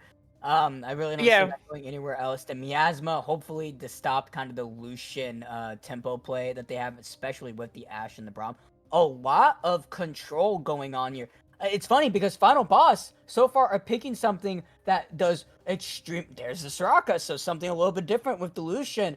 Are going with more of a, okay, we know what you're good at, and we have exhausted so many picks with these last 2 games with Fearless, what we're good at, so we're gonna pick something that does really well with team fighting. Braum, Ashe, Cassiopeia shut down just high tempo play, aggressive team fighting really well. So Final Boss trying to really call out that to counter High Alert's playstyle here. And we're going to see if that pays off here. Lucian, Udyr, and Soraka picked up for High Alert. So a little bit more of an ambitious comp for High Alert this time. Definitely not as streamlined as their last 2. Yeah, definitely. Unless we start seeing some crazy pickups here that blow our minds, it definitely does not feel as cohesive as a team comp. I think a Nami pickup would have been a much clear idea of what they were wanting to do. And I honestly don't hate that lineup of the Udyr with that bot lane pairing, but the Soraka is definitely interesting. Obviously, that extra healing and that global heal does mean that they can have a little bit more impact. So Udyr, who is kind of a madman who could just run around the entire map, can get a little bit more value. So I definitely don't think it's crazy, but it's definitely nowhere near streamline of a pick. And despite the fact that we don't see a mid lane pickup from High Alert here, we do not see any mid bans from Final Boss. So obviously, like you said, so many mid laners have been banned away at this point, or are banned due to previous play in the Fearless format. They're just kind of letting Metro have whatever is left in the scrap bin, pretty much, and instead are targeting King of Spades, which I think is very interesting. I don't think King of Spades is the big threat to try to ban away, but I mean, they obviously are thinking something a little bit different. Maybe they think the Soraka is going mid, which would be a crazy shout, but I think technically Soraka can go mid. I've seen it before. There's the Nasus being picked up. That could be. I'm assuming that's Top Nass's Jungle Udyr then. Wouldn't be surprised. Wukong be picked up for final boss. Good pickup in general, just due to the fact that it is a Yeah. contested pick over Oh, Tyler, but possibly, like if you remember, final boss, like I said, going straight into the team fighting, right? They're calling High Alert's yeah. bluff High here, impact. and they're like, "We're gonna team fight better than you this game." So as Yeah. High Alert are kind of taking the final boss route with going for a composition that has a lot of utility and a lot of tools to be able to pull out here. So it's a little bit of a flip flop for how these teams have been playing. Garen possibly being the lookup here for final boss. See if that's going to be locked in here. That'll be quite This interesting considering the rest of their lineup. I feel like there's a lot of other strong side laners that you could play that kind of mesh a little bit better. But Garen, going to be the decision going over here. We'll see how well Tonti is able to pilot that against Blue Castle. As, I mean, did I say Blue Castle? King of Spades, not Blue Castle. As Tonti's been doing a really good job against King of Spades so far in these games. And we'll see what High Alert's final pick here. See if that Nasus is going to go mid or if it's going to be a top pickup. Renekton is still up. There's the Vex. All right. Vex into Grom, Amumu. I mean, gets the engage. I mean, this kind of runs into the same thing that I said about Final Boss's comp, right? You have so many tools that can do so much, but there's not really a coherent comp going on here. Yeah. I absolutely agree. And this is one of those things of like when you're in game 3 of a fearless draft, you have to start picking because obviously all of your biggest champions are going to be banned away. The fearless draft means that the bans are pretty much consistent across the entirety of the game. So, I mean, they have to plan to never have the Akali Fizz or the Lissandra. But with many of the big name picks being gone in game number 2 and 3, and obviously having to compete for what's left in game number, or excuse me, 1 and 2, and have to compete for what's left in game number 3, you do start seeing some of these weirder compositions that may not be as streamlined. But Final Boss, while it's not as clear cut of like, oh yeah, I could see a top team playing that. Like that is just a really good cohesive composition. There is very clearly one thing in mind. That's CC. This is the you're not allowed to move, and then we're gonna have Garen act as a Beyblade in between all of you while you can't move and you're stunned, which can find a lot of value. I do think that is a pretty good run into this. I also think that because there's so much CC, they're able to spare a little bit more if there is a big engage, especially I'm thinking from that Vex with the ultimate. So if that does come in, I can easily see like the Amumu infesting the ultimate just to stop Vex from finding as much value as they could. So I do like final bosses team composition here. I think it's a little bit more cohesive. High alerts though, it's the classic tale of the high risk, high reward. I don't think it's nearly as cohesive, but like you said, there's so much utility. There's so much, ability to have impact on this game that if they can get ahead early, if they can keep hold of that lead, because again, every team that's had a lead early on this series has kind of given it away. If they could hold on to that lead going into the mid to late, this could have a very high upside. They could just kind of run away with it. But if they can't keep control, if they don't get ahead early, I could also see this team kind of crashing out and not getting a real foothold. So that high risk, high reward, we're going to have to wait and see how it plays out. But I definitely am leaning towards the final boss composition here. I mean, yeah, I definitely lean towards the final boss composition. It's way more coherent, like we said. But then again, last game I said the exact same thing about final bosses comp There, about yeah. it being just non-cohesive. And I need to have someone draw me up a record of whenever I cast or curse based off composition, because I swear it happens more times than not. But again, final bosses way easier to, I would say, to use composition here compared to High Alert, especially considering High Alert has been playing team fights better. Even game 2, they were still playing the team fights themselves better. It was just the constant side lane turnarounds from Final Boss and just the fact they could never really properly 5v5 team fight. So we'll have to see how a 5v5 really good team fighting composition and team plays with a really heavily infused utility comp. Oh yeah, absolutely. And also special thanks to Aces for the raid. Just see it. So for everyone who is just now joining us, I, as always, to kind of ended out, like to give where I think the big presence makers are going to be for the game. It's been the junglers for this entire series. These two junglers have just been everywhere on the map. They are constantly showing presence. They are constantly fighting in and around the lanes, as well as for those major objectives. They are the big playmakers. So Deathmaster Prones and Jake, I think, are going to be the two to look out for. But that being said, we are going to send it to a quick break for spectator delay. But when we come back, it is going to be game number 3 of this high intensity series. It's been banger after banger for the first 2 games, so don't go anywhere. You will not want to miss game 3 here.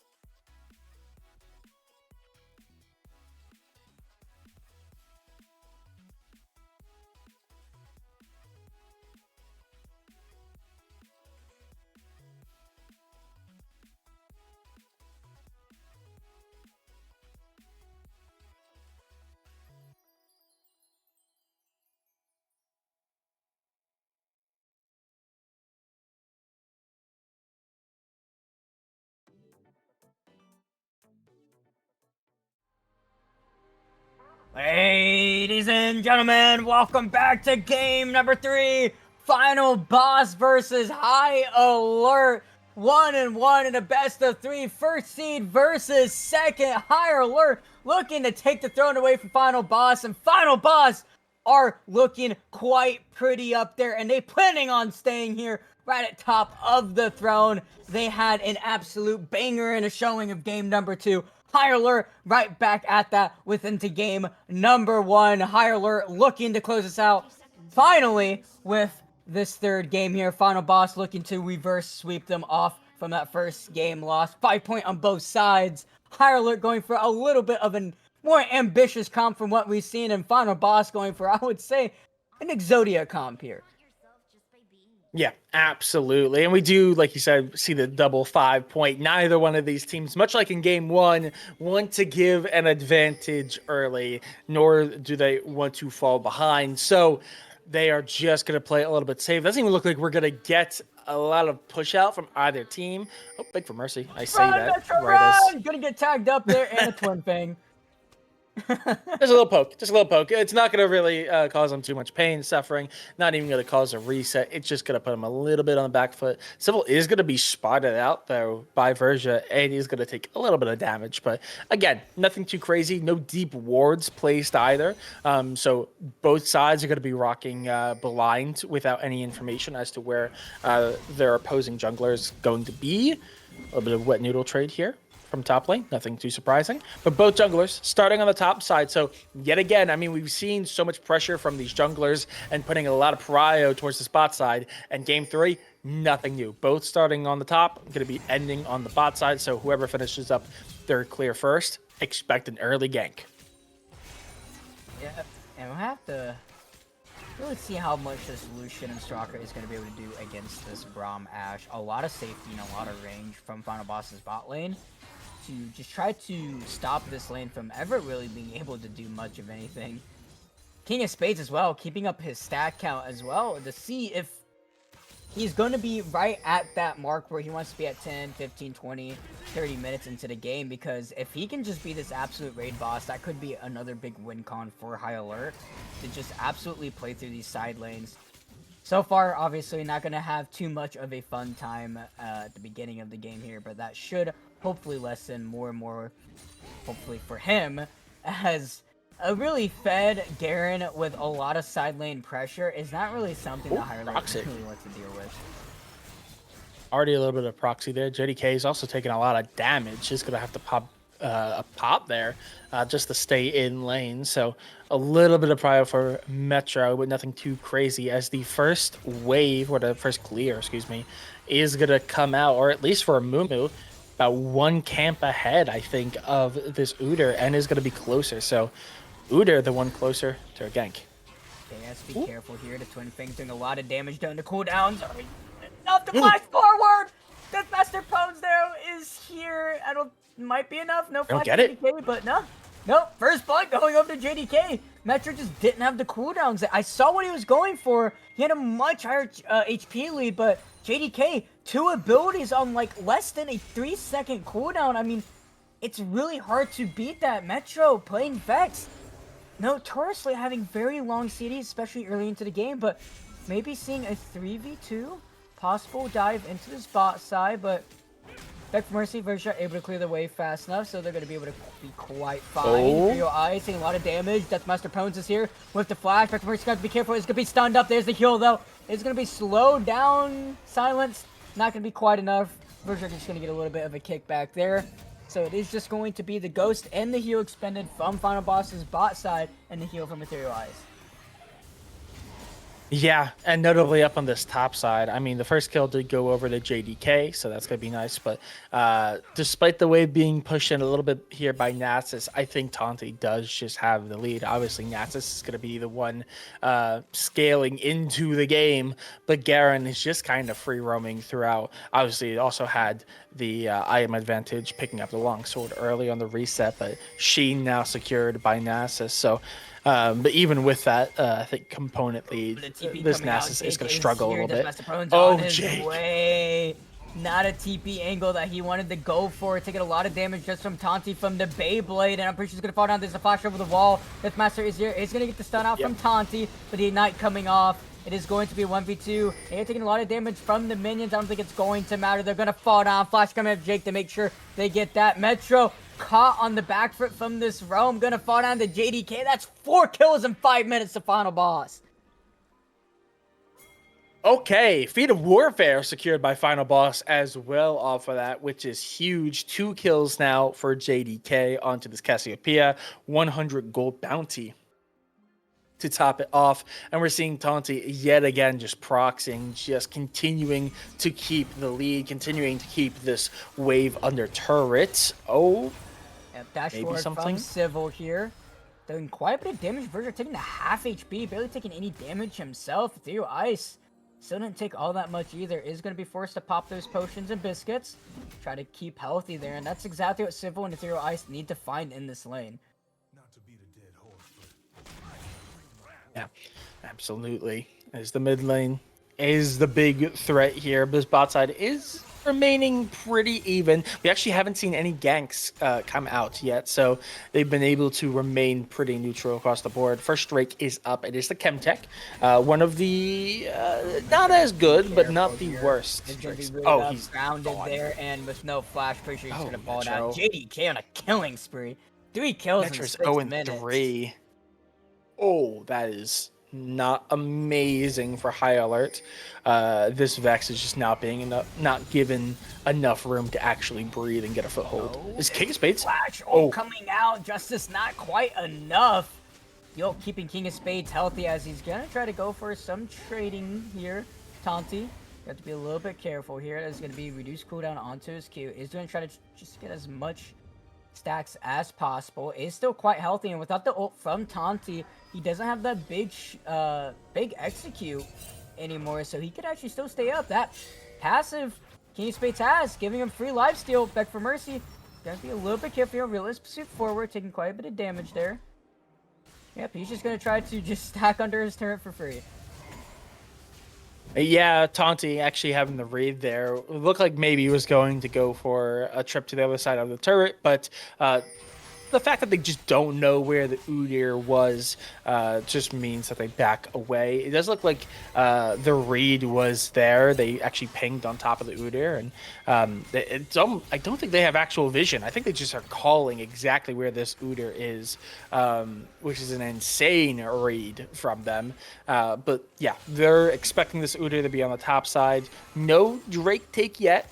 We're approaching that 8-minute mark as well, so you would expect that to come through in probably the next couple minutes. Void Grubs are also now on the table to be secured. And it does look like Amumu's in the area. Jake might just pick up the Void Grubs because they can. But Udyr also possibly in a position to have a say in that matter. Metro did have a little bit of power there, so if he walked up there, he would have been first on the rotation, but it is going to be Deathmaster walking into this bot side. So they are just going to give up the Grubbies over to final boss. Their top side with Taunty having this mega pressure, just constantly pushing out these waves and proxying, and with JDK being 3-0, it's really hard to contest it. Yeah, Taunty yet again just clearing out the wave real quick. Is already taken 2 turret plating, so an extra chunk of gold in their back pocket is going to continue the proxy. The Void Grubs were secured, and the fact that High Alert had no vision means that they did not take advantage of it by making a play on any of the lanes, nor trying to go for the Drake. So that Drake is also still a possibility for final boss to play for. Also, when this next clear comes to an end for Jake, they're going to be in the area to do so. Rod of Ages is also stacking, which is becoming a problem as this Cassiopeia is already 3-0-0, 250 gold bounty, and yeah, what is that? 1,000 gold lead already between those 2 mid laners. It's a little rough. Metro's not having a fun time, to say the least. I will say though, the biggest thing here from what Taunty is doing, proxy, very strong strategy in general. Not necessarily something you want to do all too. Oh, Metro. There's the They had to pop the ult there. Yep. But okay. when you're going up against a Susan here, just getting all these free stacks, and because since you're taking the entire wave, Susan, with the passive for lifesteal, he can just sit there, tank up the entire wave. Like, this is all, he stacks all of this. He doesn't have to worry about the minions killing it. So this is a bunch of free stacks for this Nasus, which is a huge win con for High Alert. And, you know, even if you have this Exodia comp, if you have Nasus knocking at your gates, you know, 30 minutes with like 800 plus stacks, I mean, what do you do? Oh, Taunty has to be careful himself, taking a lot of damage, and double R coming up is going to try to bait JDK's here. Away, but JDK's here. Deathmaster going to be forced to fly under the She's tower. Is going to take, I think, one more turret shot. Not quite, but taking a lot of damage, but still, it is still King of Spades just, you know, stacking up for free. You know, not really giving a care, but Jake into this boss side. Civil and Theo has to be careful. There's the internal crystal arrow overhanding ground to Theo. Ice, nice flash! Coming out with the ultimate from Jake, and the bandage shot's gonna land around the Civil, trying to get a trade kill. Nice flash from Beg for Mercy. playing a really good vision game there, and that is going to be 2 kills to going over to this boss side. Metro now has to be careful. JDK is now here. He's going to go for a little bit of a trade on him. He's going to be able to dodge out from that Petrifying Gaze. Nice Sphere coming out with that shield, and he actually is going to live up here, so isn't going to fall down to JDK, but is going to have to expend his ultimate and pretty much his entire HP bar. Yeah, and Deathmatch opponent was actually in a position to maybe go for a counter gank, but was spotted out by that ward. Luckily, pops the lantern there, so they're made aware of the presence rather than just running into a perfectly aware JDK. So that is a decent chunk of gold picked up through those turret platings by Metro, which is going to be good. That gets him a little bit of extra gold, helps him get back into it. But again, there's still no kills for High Alert. They are hemorrhaging right now, and they're not getting the kills that they need to kind of bring themselves back into it. They also have not secured any of the major jungle objectives. Furja was actually forced to flash into that boss side. Walked just a little too far forward and got bit there by Civil, forcing the flash out from that one. So a little bit of extra, you know, positive for Civil and Ethereal Ice to make this lane a little bit harder for Furja and Beck for Mercy to play. But when you're playing Braum Ashe, you have so much range and just engageability with your abilities that really is going to be needed. It's more of just for defense, and with just how the game has been going for Final Boss, you really don't need it for defense so far. Yeah. We do see here, Drake is up in the next 2 minutes, 20 seconds. No Rift Herald up quite yet, though I do believe it will be coming up in just a couple of minutes, but still a couple of minutes out. So no major objectives to fight for, but the next one that is secured by Final Boss will secure them the feat strength. It is simply going to be grounded by the Miasma. The knocked up coming out though. Twin Fang, but the healing from Ethereal Ice, it's so much, but not enough. But Taunty, target here. Trainer Cristero barely gonna miss. Flash coming out. There's the Q coming out from Metro. Shut that going over to him. Jake, I don't think that's where he wants to be. He's got on the wrong side. There's that Master Polish shutdown going over to him. Oh no, that bandage toss, I think he wants to take it back. 2 kills going over to High Alert. And I think King of Spades is fine not being able to pick those up because all of his strength is just coming up to the amount of free stacking he's been getting for like the last 10 minutes. Even if it's a 13-minute game, the entire game has just been stack, stack, and stack. Yeah. And yeah, okay, that damage is also crazy. He's going 306, not even 15 minutes into the game. Yeah, King of Spades, very quiet for the whole first half, but is now becoming a menace. Alakan is going to be coming up, and the place is going to spawn is up on the top side. Not too surprising. This bot lane has been actually rather quiet. Obviously, a little bit of action in the last couple minutes, but for the majority of the game, not much going on there. Pretty neutral, despite all the wet noodle fighting that we typically see on the top side, but instead reserved for bot lane this time around. Mid and top have been where all the presence has been. And that is going to be something to play for. Rift Herald is going to be up in about a minute. So that is something. And again, they're going to be grounded up your own onto JDK. And King of Spades, a little bit of tussle here. Still hasn't gotten his first item yet. So he's not quite at that point where he could probably maybe go straight full on 1v1 against Taunty. Once he gets that item or enough stacks, whatever comes first, he should have a lot easier time being able to walk up and get, you know, a lot more pressure into this top side. But even right now, Taunty can't really just walk up to him because the only way Taunty can cover the distance is if he presses the Q first. Issue that being, once he presses that Q, an immediate wither from King of Spades pretty much makes it they can't really walk in. There's the armor shred coming out, there's the ultimate coming out, but it is still the justice being up for Taunty. He does have the ultimate, and that's going to be enough damage. He still has the execute over you, King of Spades, and you don't even have your item yet. Triforce still isn't completed, and that's going to be a solo bullet for him. Tier 1 tower finally picked up, and there's the second Drake going over to Final Boss.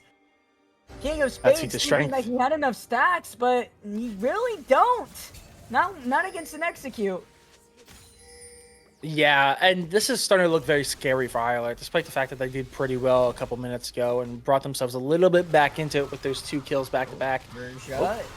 Eating a little bit from that colon there, taking a lot of damage. Big stun. It's not the Trainer Crystal Arrow, but cleanse coming out from Civil, dash away from the ultimate, fell back for Mercy.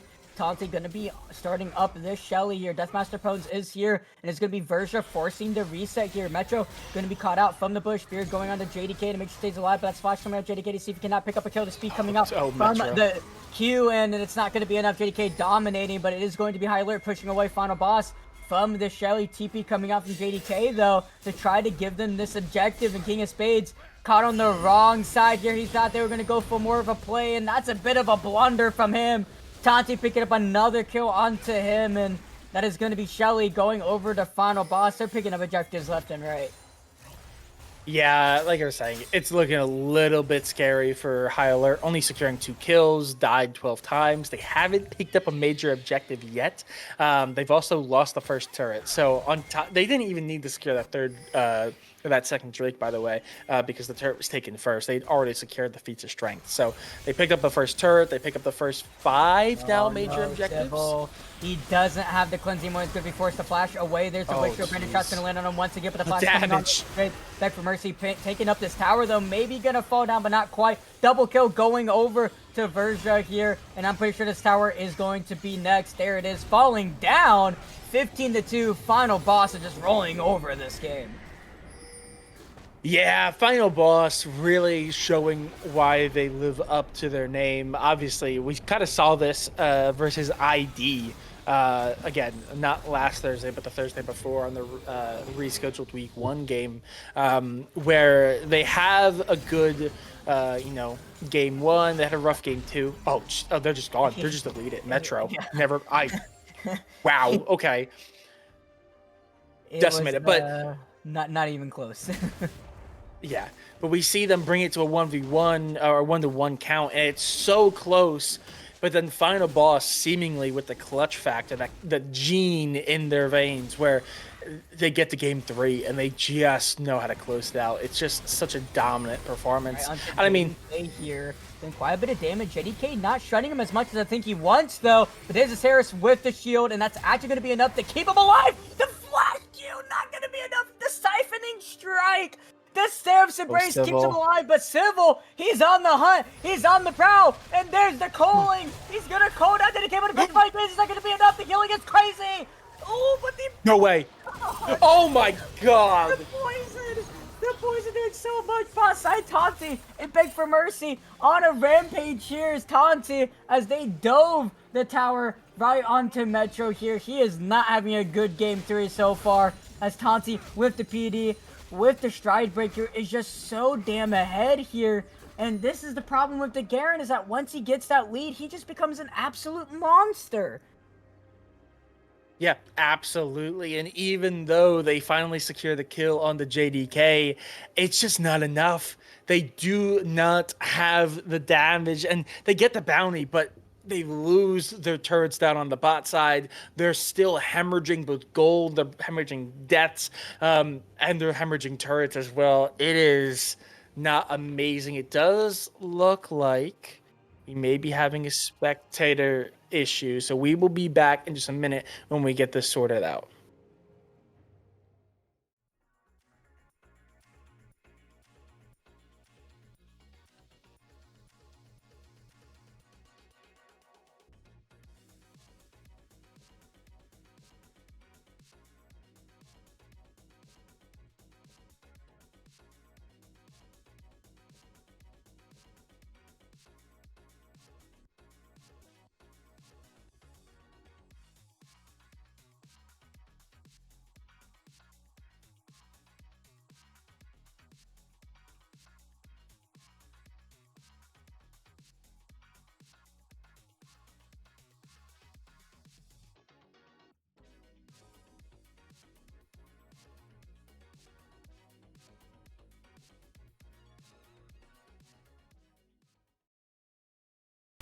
Alright, we are now back right into a fear onto Tante, chasing down Metro here. Is gonna get that Stride Breaker slow, and there's the Justice not okay, doesn't even need it.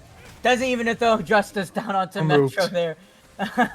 Doesn't even need the execute, so he's able to keep that one into his inventory for now.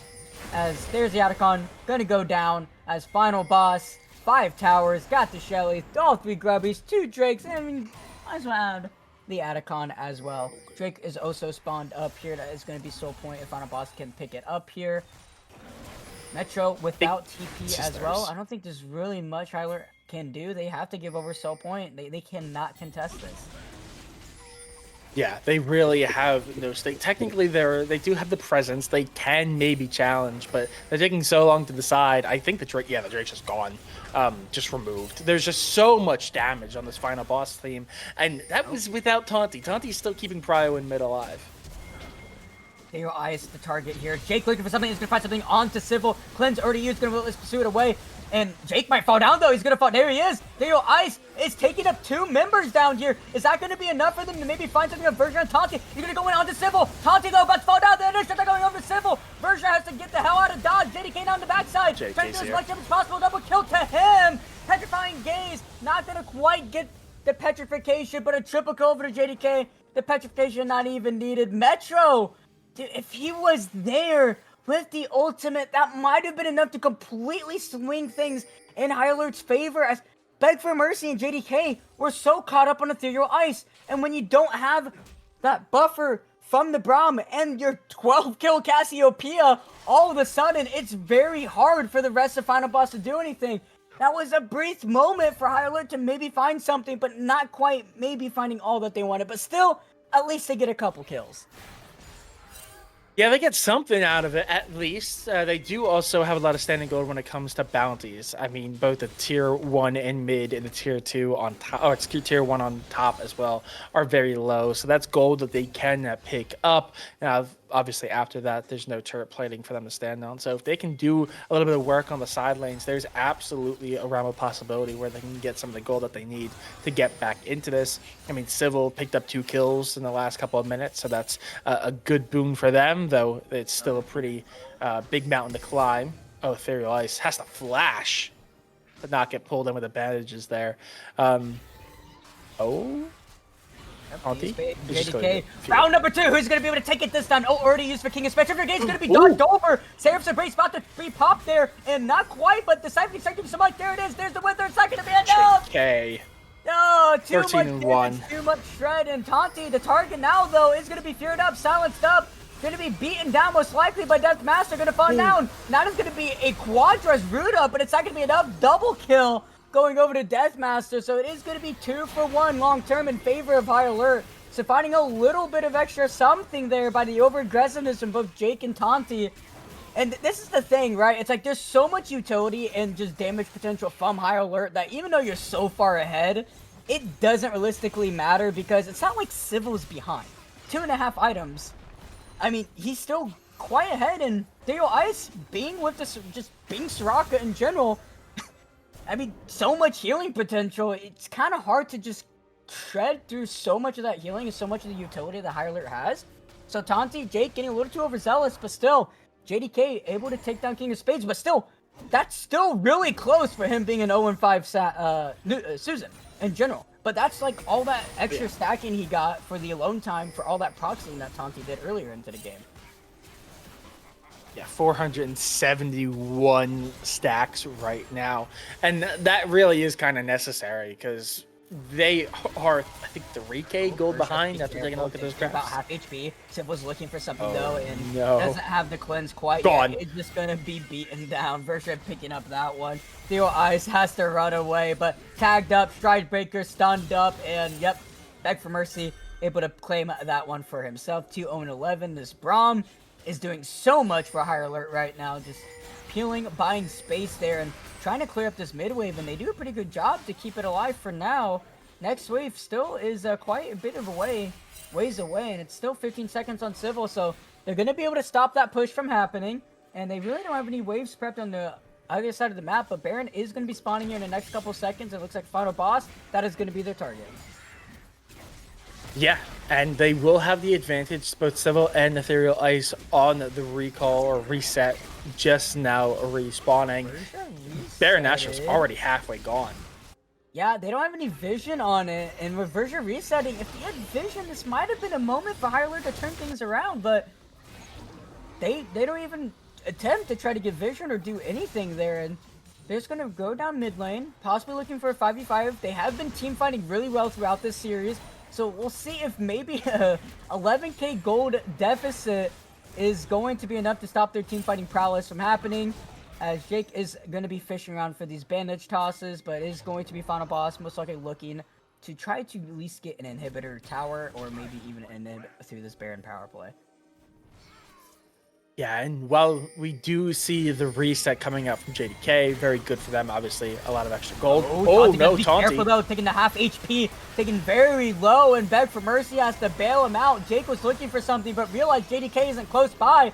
His ult coming from Metro is going to go and run into Beg for Mercy, but it's going to be knocked up. There he is, and Jake is trying to get in the middle of all of them. There's the flash ult, getting onto 3. Civil going to use his clinic. JDK unstoppable. Civil, realist pursuit away. And there's the Justice Rider with the King of Spades. And the calling onto Taunty. Civil trying his best, though, but he's going to be chased out. There's the Ignite. The dubstep Ignite. And that's a double kill going over to Tati 2K. It's going to be the double reset coming out from Deathmaster and Metro.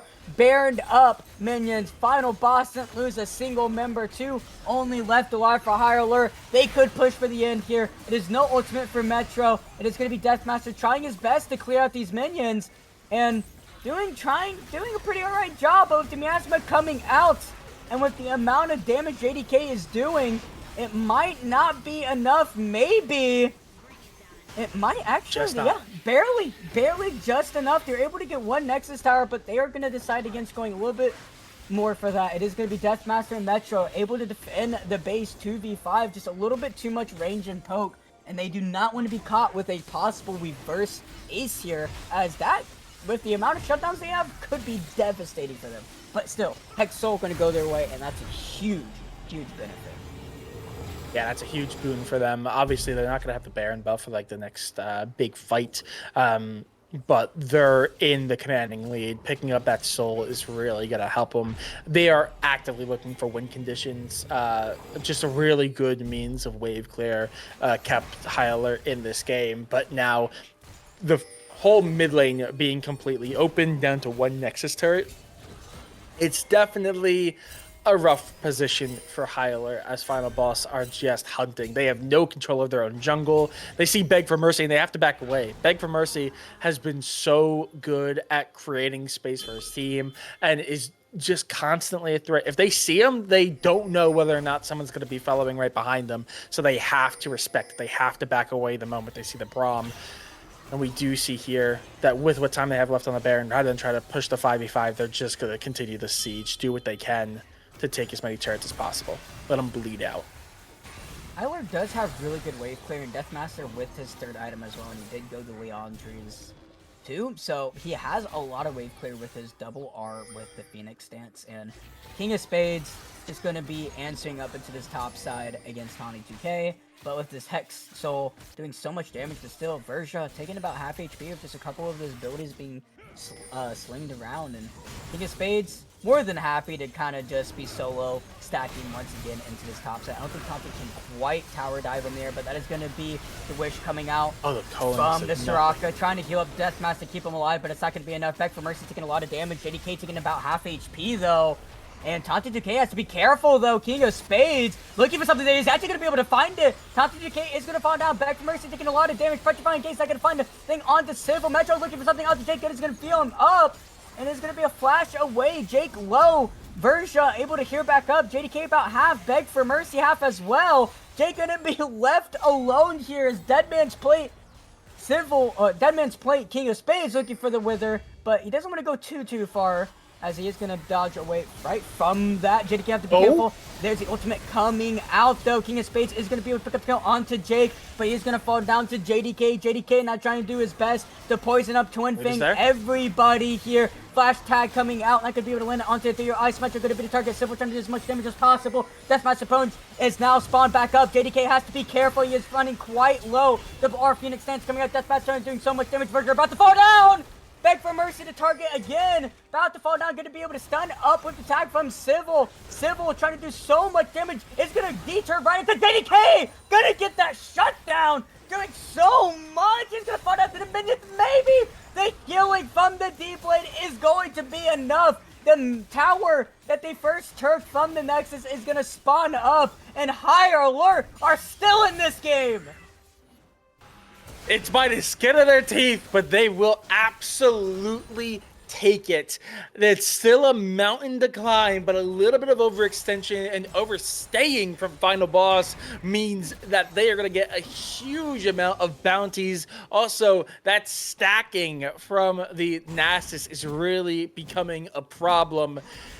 They almost were able to secure it. The fact that there was no Nexus turrets to go for meant that Verja and JDK were able to play a little bit more freely. They could dive a little bit deeper without being under threat of taking too much damage. Just there's no like clear outright tank besides Jake for Final Boss. But despite that, due to just really good wave clear and really good targeting from High Alert, they're able to pick off the pieces before they become too big of a threat, and they take advantage of the overstaying from Final Boss. Final Boss now forced to reset a little bit. That being said, Baron is up, and they do still have the lead. This could just be a matter of time as we do see the Baron take. I mean, it's gone. It's deleted. Never mind. It's by the time they even think about maybe they're on Baron, it's gone again.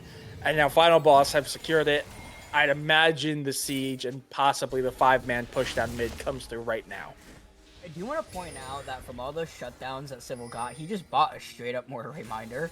He didn't have any components for it whatsoever. He just bought it straight up. That's how much gold he got from the shutdowns. You have to be careful though. It's gonna cleanse away from that Trinity Crystal arrow though, and Deathmatch Spawn's gonna be forced to flash already. Jake looking for a nice stun up there, and that's just so much damage coming out from Tawny 2K. Nitro trying to do as much as he can. Same with Deathmaster Podes, but they're just slapping them with their wallets.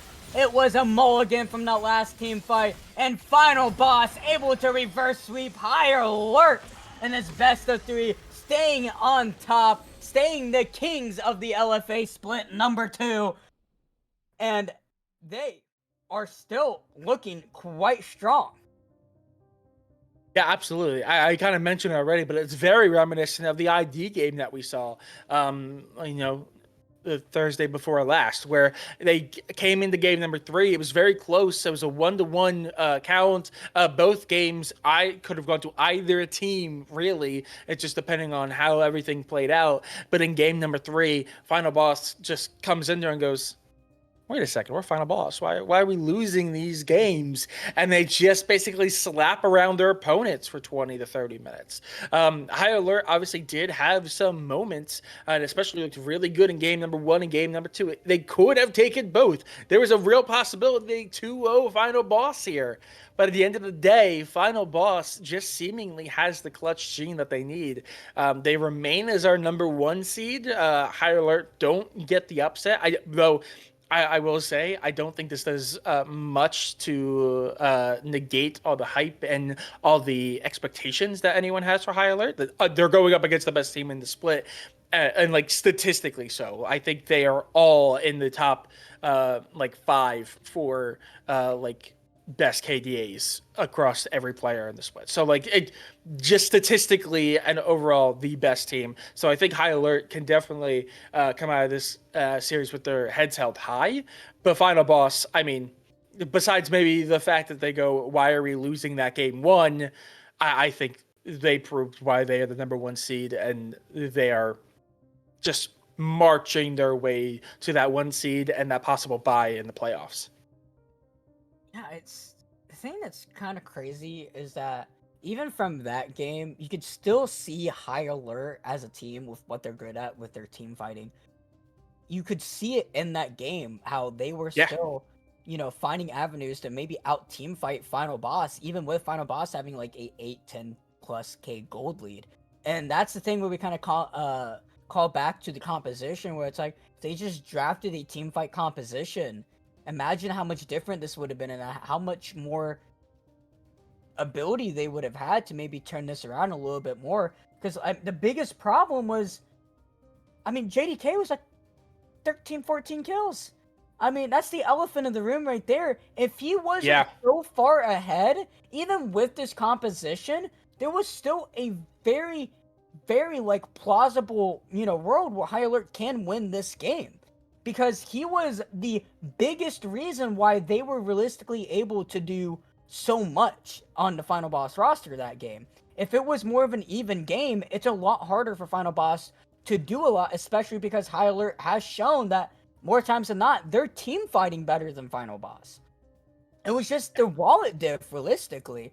And that's what High Alert does so well, but because of this composition that they drafted that made it a little bit harder to team fight over Final Boss's Exodia comp, it just it was just so much to deal with that, plus like the 10k gold difference and the fact that JDK was so astronomically ahead, it just wasn't enough. But you saw little like signs where it's like, wow, maybe if we weren't in this such poor positioning, maybe from the draft or from the fact that we just lost so much out in the early game, we could have won this game and we could have taken it over ourselves. Yeah, absolutely. I think you did bring up the fact that like JDK dropping like I think almost 15 kills there. I really can't wait to see the match.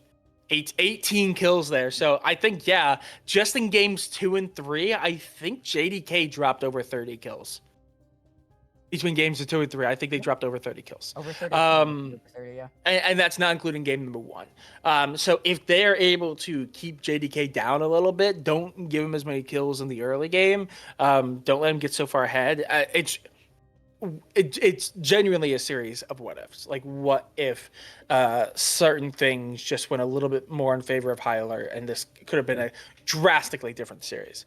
But that being said, at the end of the day, High Alert will leave with their heads held high, still towards the top of the table there. Maybe not the number 2 place anymore, but they're still going to be up in the upper end. Final Boss still marching along. The only team, I think they're now 7-1 going into the final week.